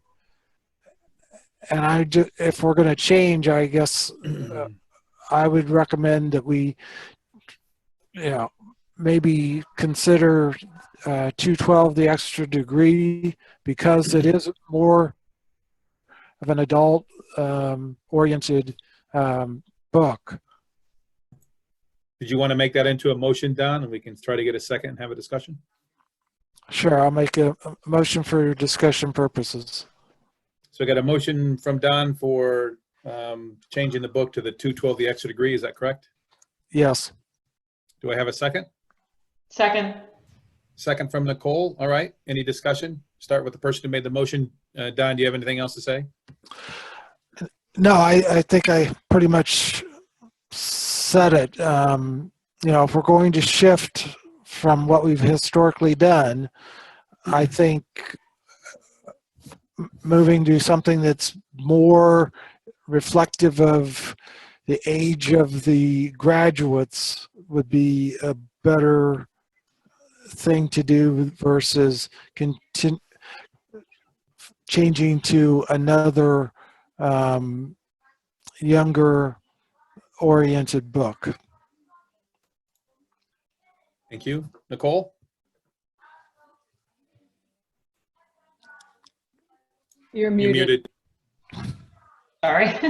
I think there's a nice symmetry to using that book because it's something that the administration has used to message to students in our Mashpee public school family. I've noticed it certainly. I don't know when you really started doing that, Patty, but I've noticed it over the last couple of years. So I feel like it's sort of reinforcing, you know, a message that the administration's been sending. You know, if you were taking snippets of the places you go and sort of weaving that into, you know, your day-to-day outreach with kids, I might feel differently. But it seems that book has kind of been a little, you know, there's a nostalgic piece to it. The only thing I would add, and, you know, unfortunately we get to make this decision without much, you know, insight into how people might react, but this is a year where graduation is uncertain. And, you know, our ceremony even might be in jeopardy. I wonder if it's appropriate to alter it this year when so much change has happened, and that, you know, I support the change, but I just want to be thoughtful about, you know, everything else that's happening with our seniors this year. And I don't know. I don't think there will be any trauma from not getting Dr. Seuss, but it's just notable that it's something we've done for a very long time. And a lot of what they expected to happen this year is not happening. And so I just want to be sensitive to that. I would defer to you on that, Patty. Thanks, Nicole. Chris? So I agree with Nicole on that as well. So if the motion does pass, I would prefer it be held off till next year. But again, that's, you know, I'd like to hear everybody else's input on that as well. But really, the whole decision, and I hate to be this person, but in my mind, I would defer to the administration, only thinking in the respects of, is this a book that the administration sees as something that we want to pass along to students to actually read? Or is this always, because in the past, it's always been just a token, a symbol, you know, a symbol of, you know, going from a child, a small young child in the Mashpee School District to a graduate. It was really never meant, as far as I know, as something that somebody was meant to sit down and read through. So in your mind, in your vision, if you see it as something, well, we want to give them something that they could potentially read and sit down and actually enjoy, then yes, I would agree the change is probably necessary. But if that's not the intent, I would say that no change would be needed. And that's just my opinion on that. Do you want me to respond? If you could, please. Unless I didn't know if he was going down the line. For me, I feel, and it's not an expenditure issue, but the words that are in that 212, the extra degree book, and the way it's laid out in particularly the hardcover book that we would be purchasing, are really sort of inspiring messages and strategies that I think would be presented to students at just the right time as they're going off to sort of chart their own path. And yes, it would be a book that I would expect them to read, but it's got a lot of, you know, graphics in it and pictures and charts, and it sort of has just the way they present the information are little tidbits that I think kids would sort of get into and figure, okay, because really you can read the book in an hour or less. And it left an impression on us, and we're seasoned people in our careers. And I think it would have an impact on kids that are just starting out. And I do agree that, you know, the change that they've had this year is already stressful and anxiety causing for them. But then again, this is probably going to be a different graduation, or if we actually have it the way we traditionally have it, we can sort of explain why we chose that book to them. And I would use that as part of my messaging to them too. And we've tried to message it to staff, and Nicole's right, we've worked it into everything each week that we do. And so for me, I think I don't really like giving something that just sits on a bookshelf that's sort of the token. They probably would rather have $10 than the picture book. I don't know. I can't speak from a parent's perspective. I know some parents have multiple versions of, oh, the places you'll go, but we'll still put, you know, the sticker inside and try to make it, you know. Well, and I agree. And that's why last meeting I said that, right? From a personal perspective, just having a student graduate a couple of years ago, as a parent, it does mean a little something, but the graduation's not about the parents, it's about the student. So that's why I want to get your feedback on it. If it's something that you want to see as a district moving forward to make that change from just a symbol and a token to something potentially more useful, then I would support that. So I'm not, you know, my decision is going to be based on that. Well, Chris, just to clarify, this is from the school committee. I do understand that, but so, I mean, you know, the school committee should be supporting, in my opinion, should be supporting what the administration sees as their vision. So, right, there should be synergy there. I agree. And I don't know, Mark, I'm not trying to put you on the spot, but do you have any thoughts about the graduation book, since you're the closest to the seniors? I think the older places you'll go has always been a traditional thing, and students do enjoy getting that, and they do put it on their bureau or their shelf or bookshelf, and it stays there, and it's a representation of their time in Mashpee. If you would like me to, I can. I'm actually going to be doing a meeting with our class officers on Friday afternoon. If you'd like me to solicit feedback, I'm happy to do that, or have them solicit feedback. I don't know if it's something that you want me to do, but I'm happy to do that if you'd like. But again, I don't want to step on the toes of the school committee, as it's your gift to the students. But I know that getting something from you guys has always been something they're very appreciative of.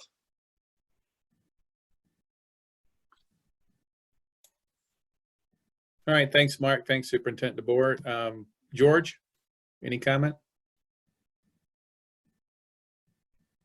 As I said before, sorry, I have not had a chance to read the books, but I tend to agree with what Nicole was saying in terms of that this is probably not the year to make the change with everything else that's going on. But listening to other people and how they're talking there, I wouldn't be objecting to changing it in future years. I like Mark's idea of just asking what do the students think.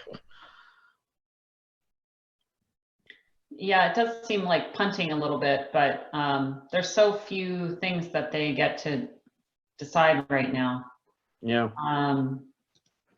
So I don't know. So I'll end, and we can have more discussion if necessary. You guys have heard me before make the comment that I'm not interested in change for change's sake. If people think we need to move to a different book, then I will definitely defer to the administration about the way they would go. I just had actually a comment in the chat that they know of a previous student who's reading their graduation, the places you'll go, to their current child. There's like a connection there. They're not going to read 212, the next degree, to their kids. So maybe they'll present it to them when they graduate. But I mean, things are hard. Change management is difficult. There's a history here. There's a tradition here. And I think ultimately, if we're going to make this change, we need to do it for the right reasons, not because, we don't think that it's time to make a change. I also, for what it's worth, agree with what Nicole's saying. There's no reason to continue to upset what little status quo we have left in this school year by putting a brand new, book in place, or changing, maybe, I don't know if that, maybe we're overthinking it, but maybe that book is just a little bit of extra anchoring that some of these kiddos are going to need when they graduate, because they really had such a disruptive senior year. So we have a motion on the floor and a second to approve the two and go ahead, Superintendent DeBoer. I'm going to throw in one thing. In the fall, or whenever the last time the Coombs School held their Dr. Seuss night, among the Native Americans, Dr. Seuss is considered racist, and they do not support his work. Just saying. That came out of that evening, which was something that we all didn't quite have the same perspective. I was going to jump in on that. Go ahead, Paul. Yeah, I was at, it was one of our Dr. Seuss evenings, and I had a Native parent very respectfully come up to me and had said that he totally understood what our night was all about, and he supported it as a family engagement night. And he said, I just want you to be aware of what Dr. Seuss and some of his works kind of mean to us as the tribe. And he talked about the generalities of different backgrounds of people and how they're represented in his illustrations. And I took that to heart. I said, if that's how, I was not aware of that. So that was my own ignorance in that. And we, from that point on, I said, that's not something I really want to mess with. I respect how that population feels about it. So we totally changed our Dr. Seuss night and renamed it Reading Carnival Night, and just took the Dr. Seuss piece out of it. All right, thanks for that. Yeah, that's definitely new information for me as well. I was not aware. So we have a motion on the floor to approve the 212, the extra degree, 212, the extra degree by Parker and Anderson with a second. Is there any further discussion on that vote before we go roll call? So this is Don. I had heard the same thing that was just talked about in regard to Dr. Seuss. And that kind of brought back that conversation as I was hearing it. So, I mean,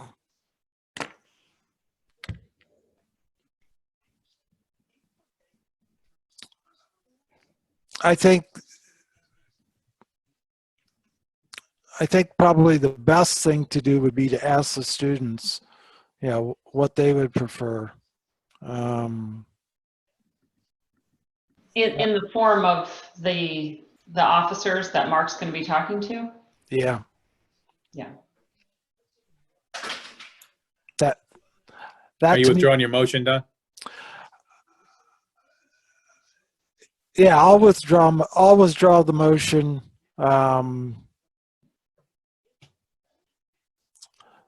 Because, and we can just base it on, you know, the feedback that comes from the discussion with the senior class officers. I don't have any problem with using that as an informational point, or, you know, understand we're only talking to, you know, 10 students in the class of 2020 about a book that we may use for the next, you know, 5 or 10 years. I don't know. Okay, so the motion withdrawn. I would entertain a motion to table this until the next regularly scheduled meeting. So moved. Motion by Don. Do I have a second? Second. Second by Chris. Nicole, how do you vote? If we table this, will there be enough time for Patty to purchase whatever books we decide on? So Well, if we table this, and the decision will be we remain with all the places you'll go, correct? Okay, so we don't have to vote again if we stay with status quo, but if we get a feedback from the students that they wouldn't mind seeing a change, then we would have to come back to our next meeting to vote on it, and then Patty could purchase them, but not before.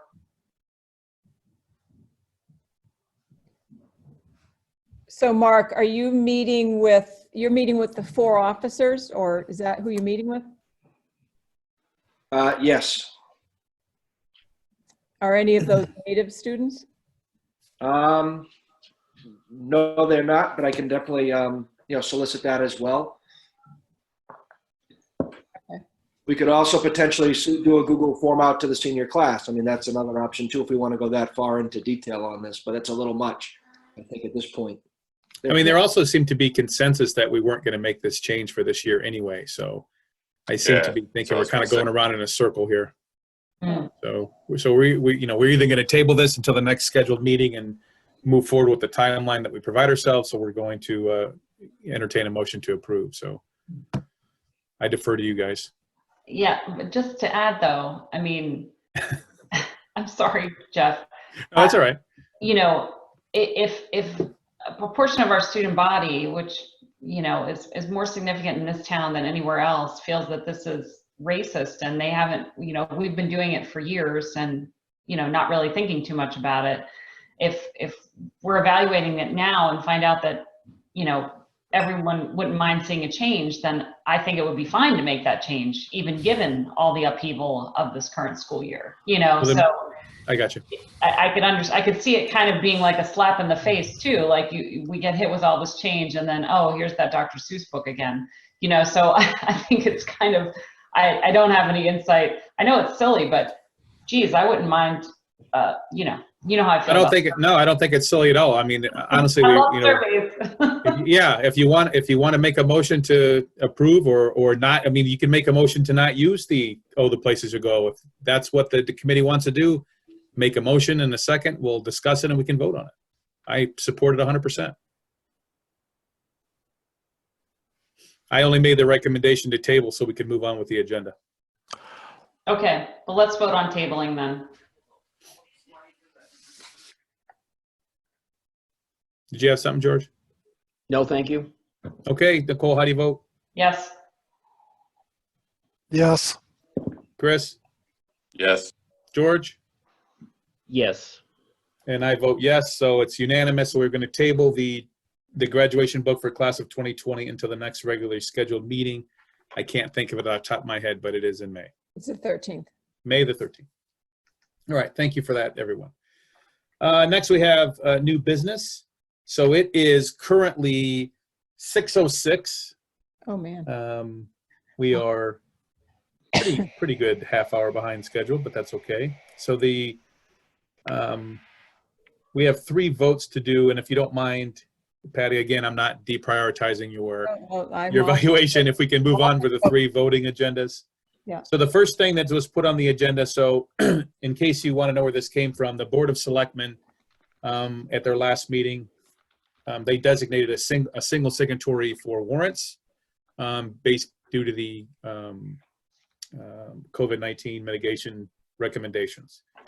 So we have that on the agenda as well to designate a single signatory to execute warrants during the closure period. And we can make sure that we can either write or make sure the motion includes that when we do, for example, open the school back up, that this automatically single signatory stipulation goes away, or we can also do it at a vote or both. So I would basically this will allow someone to go in, whoever we designate to go in, look at the warrant, sign the warrant, so we can continue to pay the bills we have to pay. They're not going to be the same amount that we normally have. And I would entertain a motion to approve that or to not approve that and have a discussion. Do we have to name this designee in the motion? Yeah, and that could be part of the discussion as well. Okay, well then I would make a motion to designate Jeff Gorman as the single signatory to execute warrants during the closure period. Thank you for that, Chris. A second. A motion by Chris and a second by Nicole. I mean, to be honest with you, that's the way the Board of Selectmen went as well. They designated the chairman to be the single signatory. Well, I know you're very thorough, so I trust appreciate that. The board, right. The Board of Selectmen also did another motion to put an alternate in. Oh, which makes perfect good sense. So, just so you know. Would you mind, Chris, adding an amendment that we have an alternate? I have a recommendation if you like. Yes, an alternate chair. All right. If you want to give me that name. Nicole. All right, I appreciate it. Yeah, I'll amend that motion to include an alternate signatory, Nicole. Okay, so we have a motion on the table for a single designate a single signatory for executing warrants in a closure period of myself and with an alternate of Nicole, the chair and vice chair. I have a second by Nicole. Any further discussion on that motion? Would you like to add an ending on that as well, Chris, on your, so this will expire at the closure period? I did say closure period in my motion. Oh, excellent. Perfect then. So we have a motion and a second on the floor that we would designate myself and Nicole as the single signatory, the primary and alternate respectively, that will execute warrants only during the closure period. Any other discussion or comment? Hearing none. Nicole, how do you vote? Yes. Yes. Chris? Yes. Yes. George? And I vote yes, unanimous. Thank you very much, everyone. So the next item is the district calendar changes. I think I have this. Now that I'm back on the computer, I can actually share this with you guys if I can figure out.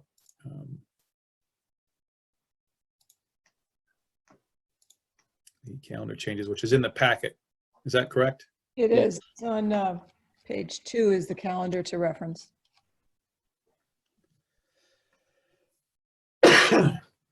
So I turn it over to Patty with the recommended changes. Can you scroll down on that a little? Okay. So assuming that we are returning to school on May 4th, we would like the school committee to designate May 4th as a full school day instead of a half day. We would also like June 1st, which is a half day, to be changed to a full day for students. And then tied with this conversation is the April vacation. And so for April vacation, we are requesting the school committee to approve basically taking April vacation away, and it would be a continuance of teaching and learning during the 21st through the 24th. The 20th is a holiday, which we would still abide by. And so with that change with vacation, if you're looking at the June box, originally we were due to be out on the 17th. We used 5 snow days during the first week of closure, which was March 16th through the 20th, which brought us to an ending date of June 24th. If we make the change for April vacation, we will be backing off 4 days from there, and our last day will be June 18th. And there was a survey that the association president did of all of our staff, and I think she said she had 162 responses, but 97% of the staff is in favor of continuing to teach during April vacation.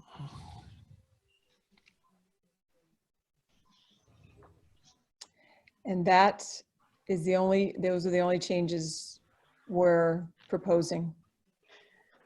So is the motion then how to implement the superintendent's recommendation to the changes to the calendar? Is that Correct. Is it that simple? It's that simple unless you want to break it down so they can have individual discussion, but I would start with the general motion and we can make it more specific if necessary. Okay, so moved. Second. So I have a motion on the floor to approve the recommended calendar changes by the superintendent, by a motion by Nicole and a second by, was that Chris? Yes. Second by Chris, which would change May the 4th from a half day to a full day, June the 1st from a half day to a full day, and remove the 21st, 22nd, 23rd, and 24th of April as vacation days. Any further discussion? This proposed calendar would be in place whether we're coming back on May 4th or May 5th or continuing through the end of the school year in a remote learning perspective, Patty? Yes, so if we continue to be remote until the end of the year, the last day will be June 18th. Remotely or physically present. Okay, so either way, this calendar would work. Yes. And we will not go past the 18th of June. That's correct. And there is no discussion, or you've heard no discussion from Desi that, you know, we're going to take this school year to the absolute latest time frame to catch up. No, they keep emphasizing that you only have to go through your 185th day. Awesome, thank you. The only thing I had was just a supporting comment on why this change is actually a great idea, because, you know, we're definitely going to be out of school till May 4th. April vacation, nobody can go anywhere anyway. Any plans that you had are going to be canceled. Businesses are closed. I mean, so it's kind of a wash anyway. The days would be potentially better useful at the end of the school year in June. So maybe families can maximize that time at the end of the school year where they won't be able to in April. And I know this is personally hard for you, Jeff. Sorry about your vacation. I appreciate it. Yeah, that's all right. They won't allow me in Hawaii anyway. Exactly. That was not a good email to get, but I regret. I digress. All right, so we got a motion on the table and a second. No further discussion unless you guys pipe up to recommend to approve the recommended changes from the superintendent to the calendar. Nicole, how do you vote? Yes. Yes. Yes. Yes. And yes, passes unanimous. Thank you very much. The last item on the agenda is the school committee calendar. And Superintendent DeBoer, I'll turn it over to you for these changes. So we made, well, they're not changes. This is a new schedule for next year. This Oh, is sorry, that's right. next year. Apologies. Right. So the majority, I think almost all of that, let me just quick pull up my calendar here. I think we went with, tried to be as consistent as we could with going with the third Wednesday of every month. There's only a few that didn't quite work well for. And so that's the proposed schedule for next year. I think it was, it was on last month, but we didn't have the chart of dates in there for you to look at. Right. And we will, after we approve this, or if it does get approved, we'll make sure that this gets added to the master agenda for next year so everyone can have that early and you can start looking and being strategic. Yes. So I'd entertain a motion to approve the school committee calendar for FY21 as presented.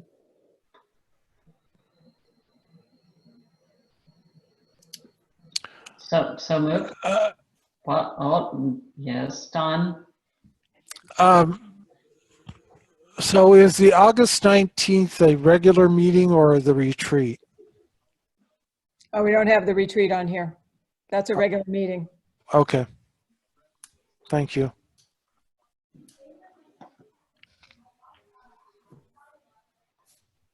What are your thoughts on a retreat? I mean, we usually do that in August. I know, but I think we should, well, I personally think it maybe should go into July, particularly if we have our strategic plan in place.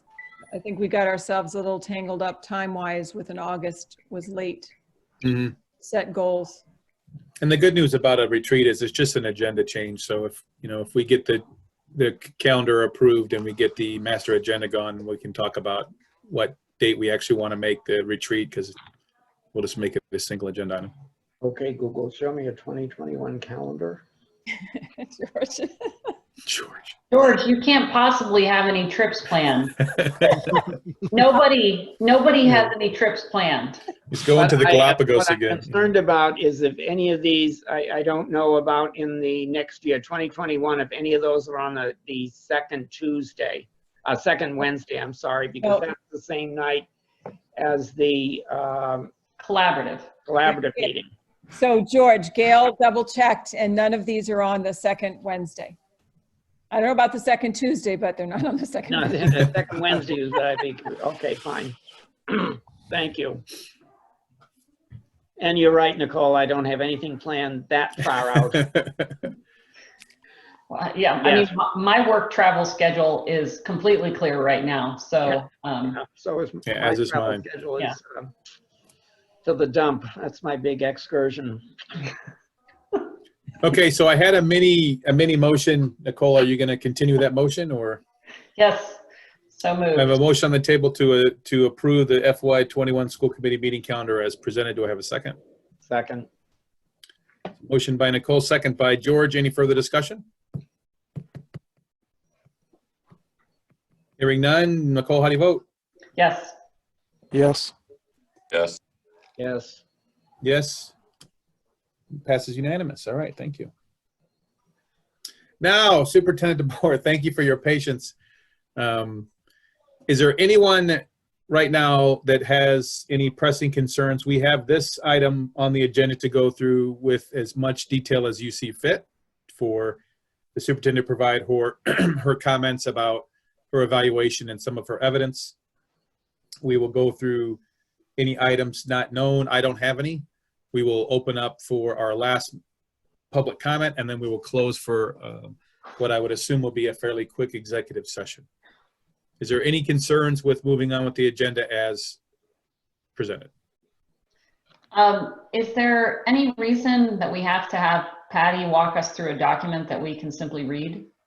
There's no reason at all. This is actually more of an ability for you to look at that document and ensure that she's providing you the evidence that you need to make your decisions on those indicators. One of the things that we wanted to address that happened last year was we had indicators that did not have evidence and were not discussed previously at school committee meetings, and it was very difficult for us to provide the information to her. This is for you. This is for your benefit. The superintendent evaluation subcommittee has already had the ability to ask the superintendent questions and kind of drill down, and we were comfortable with the evidence provided. So yeah, please look at the document, and I'll turn it over to the superintendent. If you have questions or comments or concerns, or you want to drill down, or you need more evidence or any of that sort, please let us know, because we'll be moving very quickly into the actual evaluation phase of this process. And can I ask the chair one question before this? Absolutely, of course you can. Under items, whatever, were you going to talk anything about the lights at the intersection? Oh, I wasn't going to. I can though. Did we talk about that? No, you and I didn't, but I think I was copied on emails, and yeah, you know what? That's a really good. I will bring that up really quickly. Thank you very much for reminding me. But I still turn it over to you if you want to give a quick synopsis about what this document. I think really if you just give a synopsis of what the document is and what you're presenting to the committee, and then open it up for questions, I'd be happy with that. Sure. One of the things I just want to point out is when the chair and I met, maybe in the summer, and then it was followed up after the joint session in November, we're following this sort of draft indicator rubric for superintendents. It's a little bit different this year. And one of the things, I put this on each of the Google Forms, and I think I also sent it as a separate attachment. But just to highlight the one part of it, it says that while this structural difference results in a shorter, less complex evaluation tool, it does not simplify the responsibilities of a superintendent. All 21 indicators associated with the 4 standards of effective administrative leadership remain in place, and the superintendent is still expected to meet expectations associated with each standard, typically assessed by focusing on 1 to 2 indicators per standard per each year. So what's different about this is that through the document that I've shared, and when I went over this with the chair, we assigned each of my goals as it related to particular indicators on the rubric, and those are what you are assessing me on. So it seems a little weird because you're not going to look at every one of the indicators of each standard. Does that make sense? They're called focus areas. On each Google form, not the one that you have in front of you, I added it back. You'll see all of the different indicators, but you are only asked to evaluate those that we chose as focus areas. Does that align with what you were thinking, Jeff? Absolutely, and we did present that as a due out from the superintendent evaluation subcommittee to the committee, I think quite a few months ago, when we assigned those focus areas, because we needed to get that done at the beginning so the superintendent could now actually use it as focus areas and assign evidence to them. Okay, so I'm just going to do a really brief overview. The first goal, which is about the developing of the strategic plan. On the document you're looking at, the left describes the goal and my action steps and the standard that it's focused to, or the indicators it's tied to, and then on the right is evidence. If any of the members want something more than what's on this sheet in terms of evidence, just send me an email and I'll share it with all 5 members, whatever your question is, because that's not attached to this document. So on the first goal on the right side are all of the things we've done so far for the planning for success. Just to note, there were 3 meetings. Awesome. Okay. So on this one, the 3 meetings that we had yet to complete, they have been rescheduled. The first one is, instead of March 26th, is May 26th, then June 2nd, June 16th. So there still is a plan in place to complete our strategic plan by June 30th, but definitely we're hoping to still be able to get those meetings finished. And if you'll notice that at the last meeting, The 4 draft areas for the plan are right there. Portrait of a graduate. These are just sort of framing topics. Equity and inclusion, curriculum and instruction, and a connected community. So I still anticipate that that goal will be reached by June. The next goal, if you go to 2, is tied to the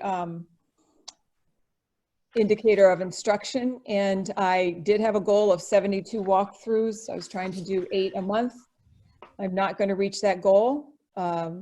Assuming we're back in school, I anticipate making about 52 walkthroughs.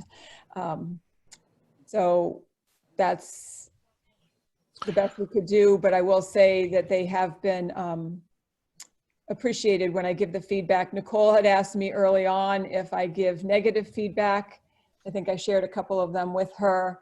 And if there's something I see negative in a classroom, I feed that information to the principal for them to address, or them to go in and observe more often than they might.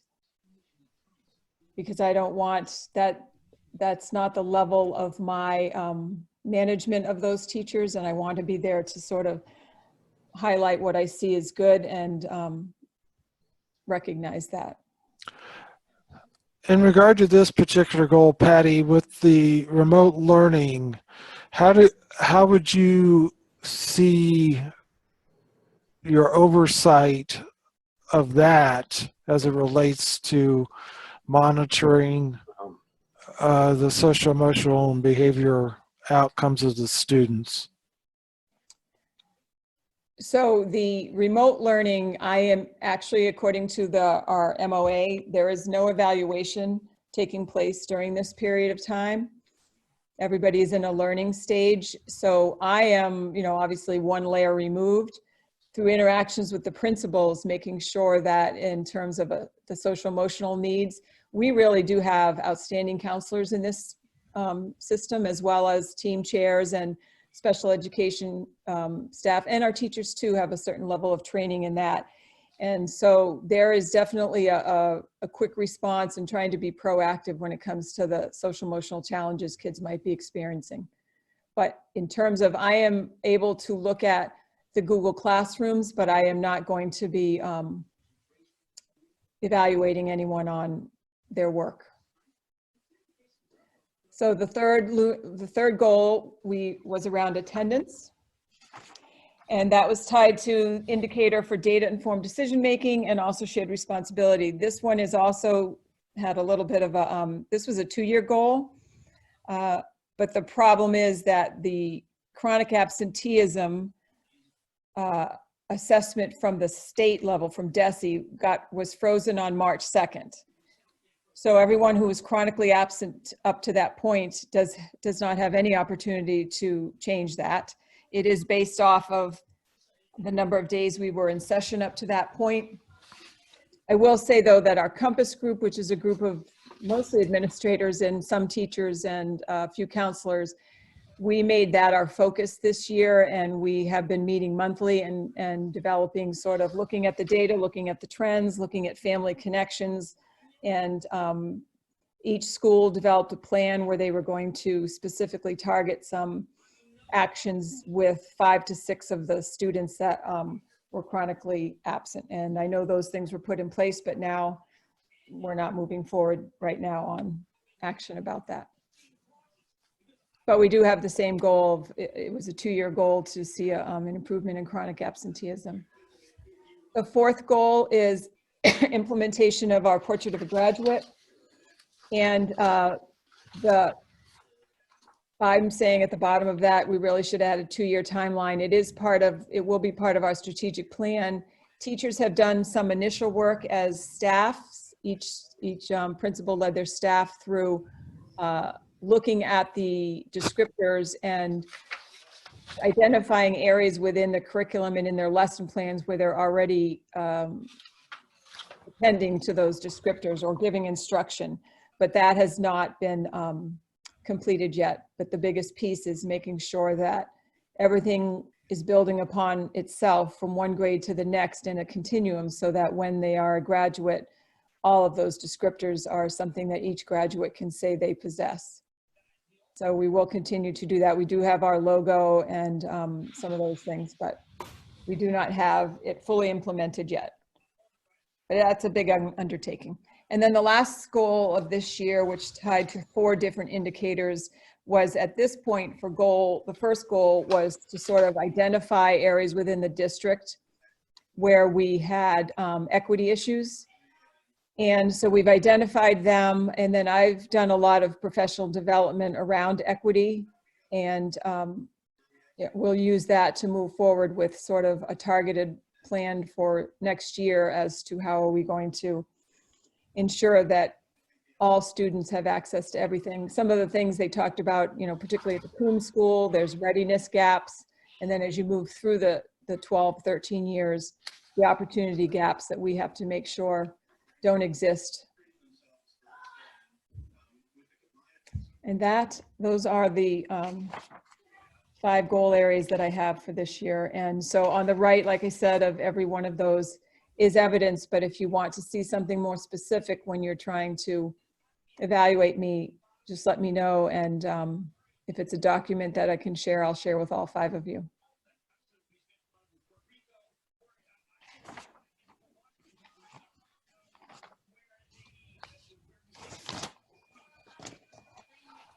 Any questions? Thanks, Patty. Any questions for the superintendent on her her current goals, indicators, and evidence as presented?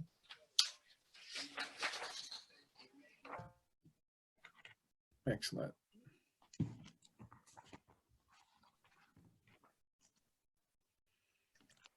Okay, thanks so much, Superintendent DeBoer. That was awesome stuff. So the next item on the agenda is items the chair did not reasonably know in advance. I didn't think I had anything reasonably known in advance, but Patty reminded me. So yeah, thanks for reminding me. That was good stuff. So I reached out to Mary Stickley, who's the president of the Mashpee Teachers Union. And I wanted to discuss with her about what she thought about doing a joint letter from the union and the school committee to the Board of Selectmen, or perhaps the Board of Selectmen and the town manager about the lights on 151 Old Barnstable Road. I know we've asked several times, we've reached out. I know the superintendent's reached out several times and nothing's really been done about it.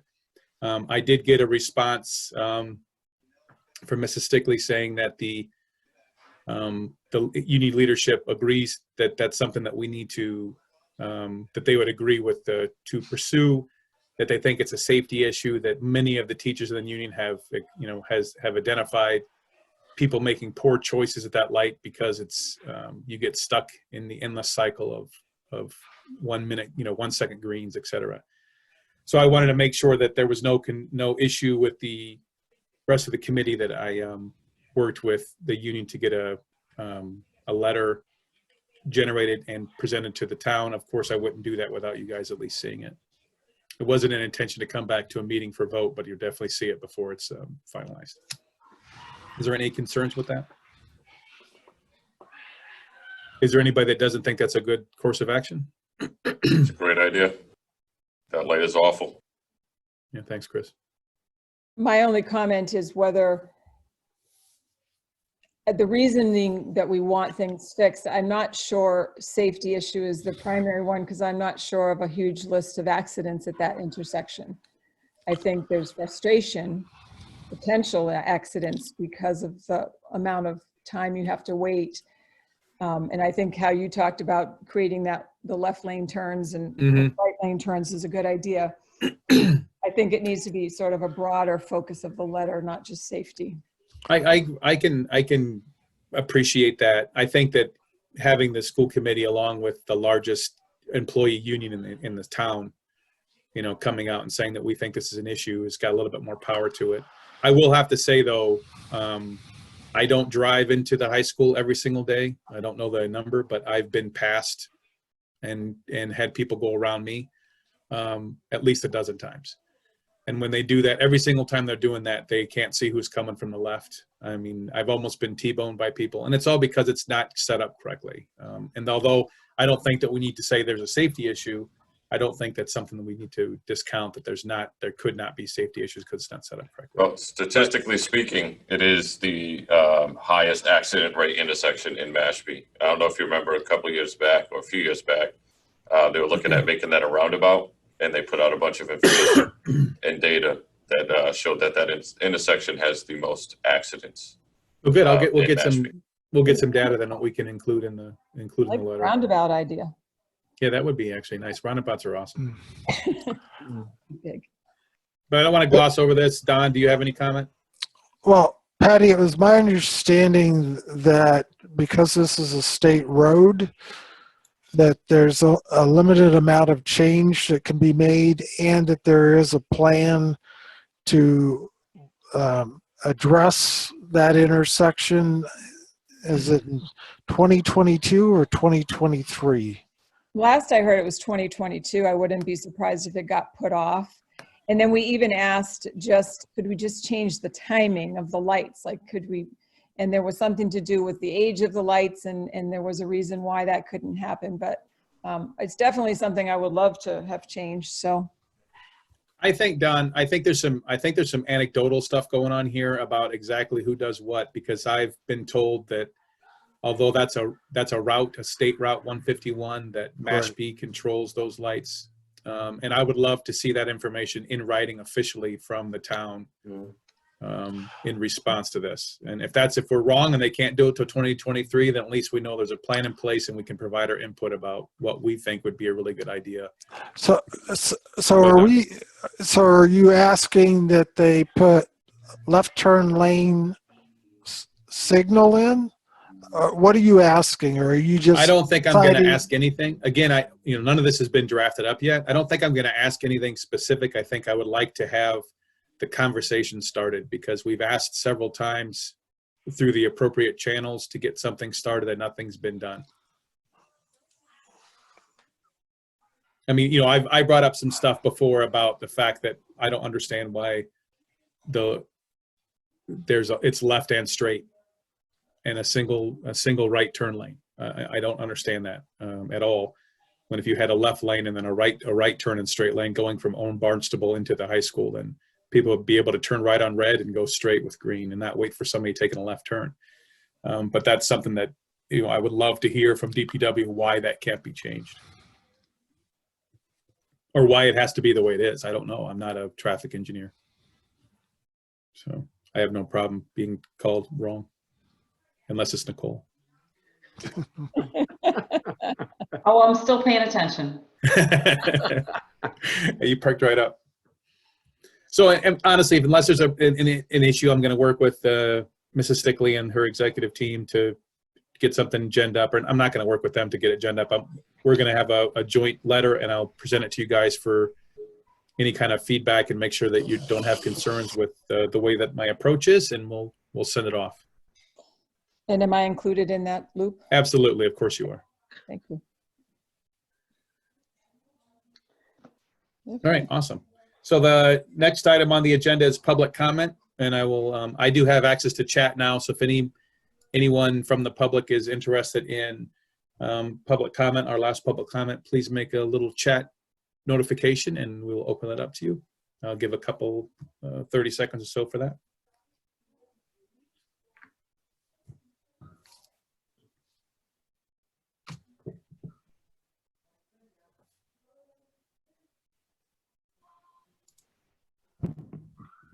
All right, I don't have anything. I also wanted, before we adjourn for executive session, I wanted to thank everybody. There's a comment for you. We did have a comment that from one of our publics thanking for the reimbursement of the AP exam, so I'll pass that to everyone. I just wanted to thank everybody for the flexibility again. I continue to try to make this as seamless as possible for us, and if we have any feedback, we did move to Zoom. Thank you to the district for allowing us access to the Zoom app. I was using my work app, and we had some issues with the last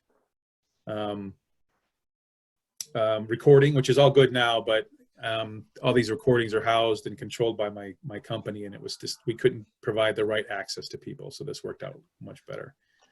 All right, So with that, I'll entertain a motion to enter into executive session, not to return. So moved. I was waiting for George. Second. Yep, there's George. I got a motion by George and a second by Chris. Any discussion? No way. Exactly. Hearing none. Nicole? Yes. Yes. Yes. Yes. Oh, look at you, Chris. Yeah, you get a new background. And yes, It's getting so late. we will be entering into executive session. I'm going to do a little bit of electronic mumbo jumbo here to clear our room, and I'll let you know when we're ready to start again. So, All right. Sounds good.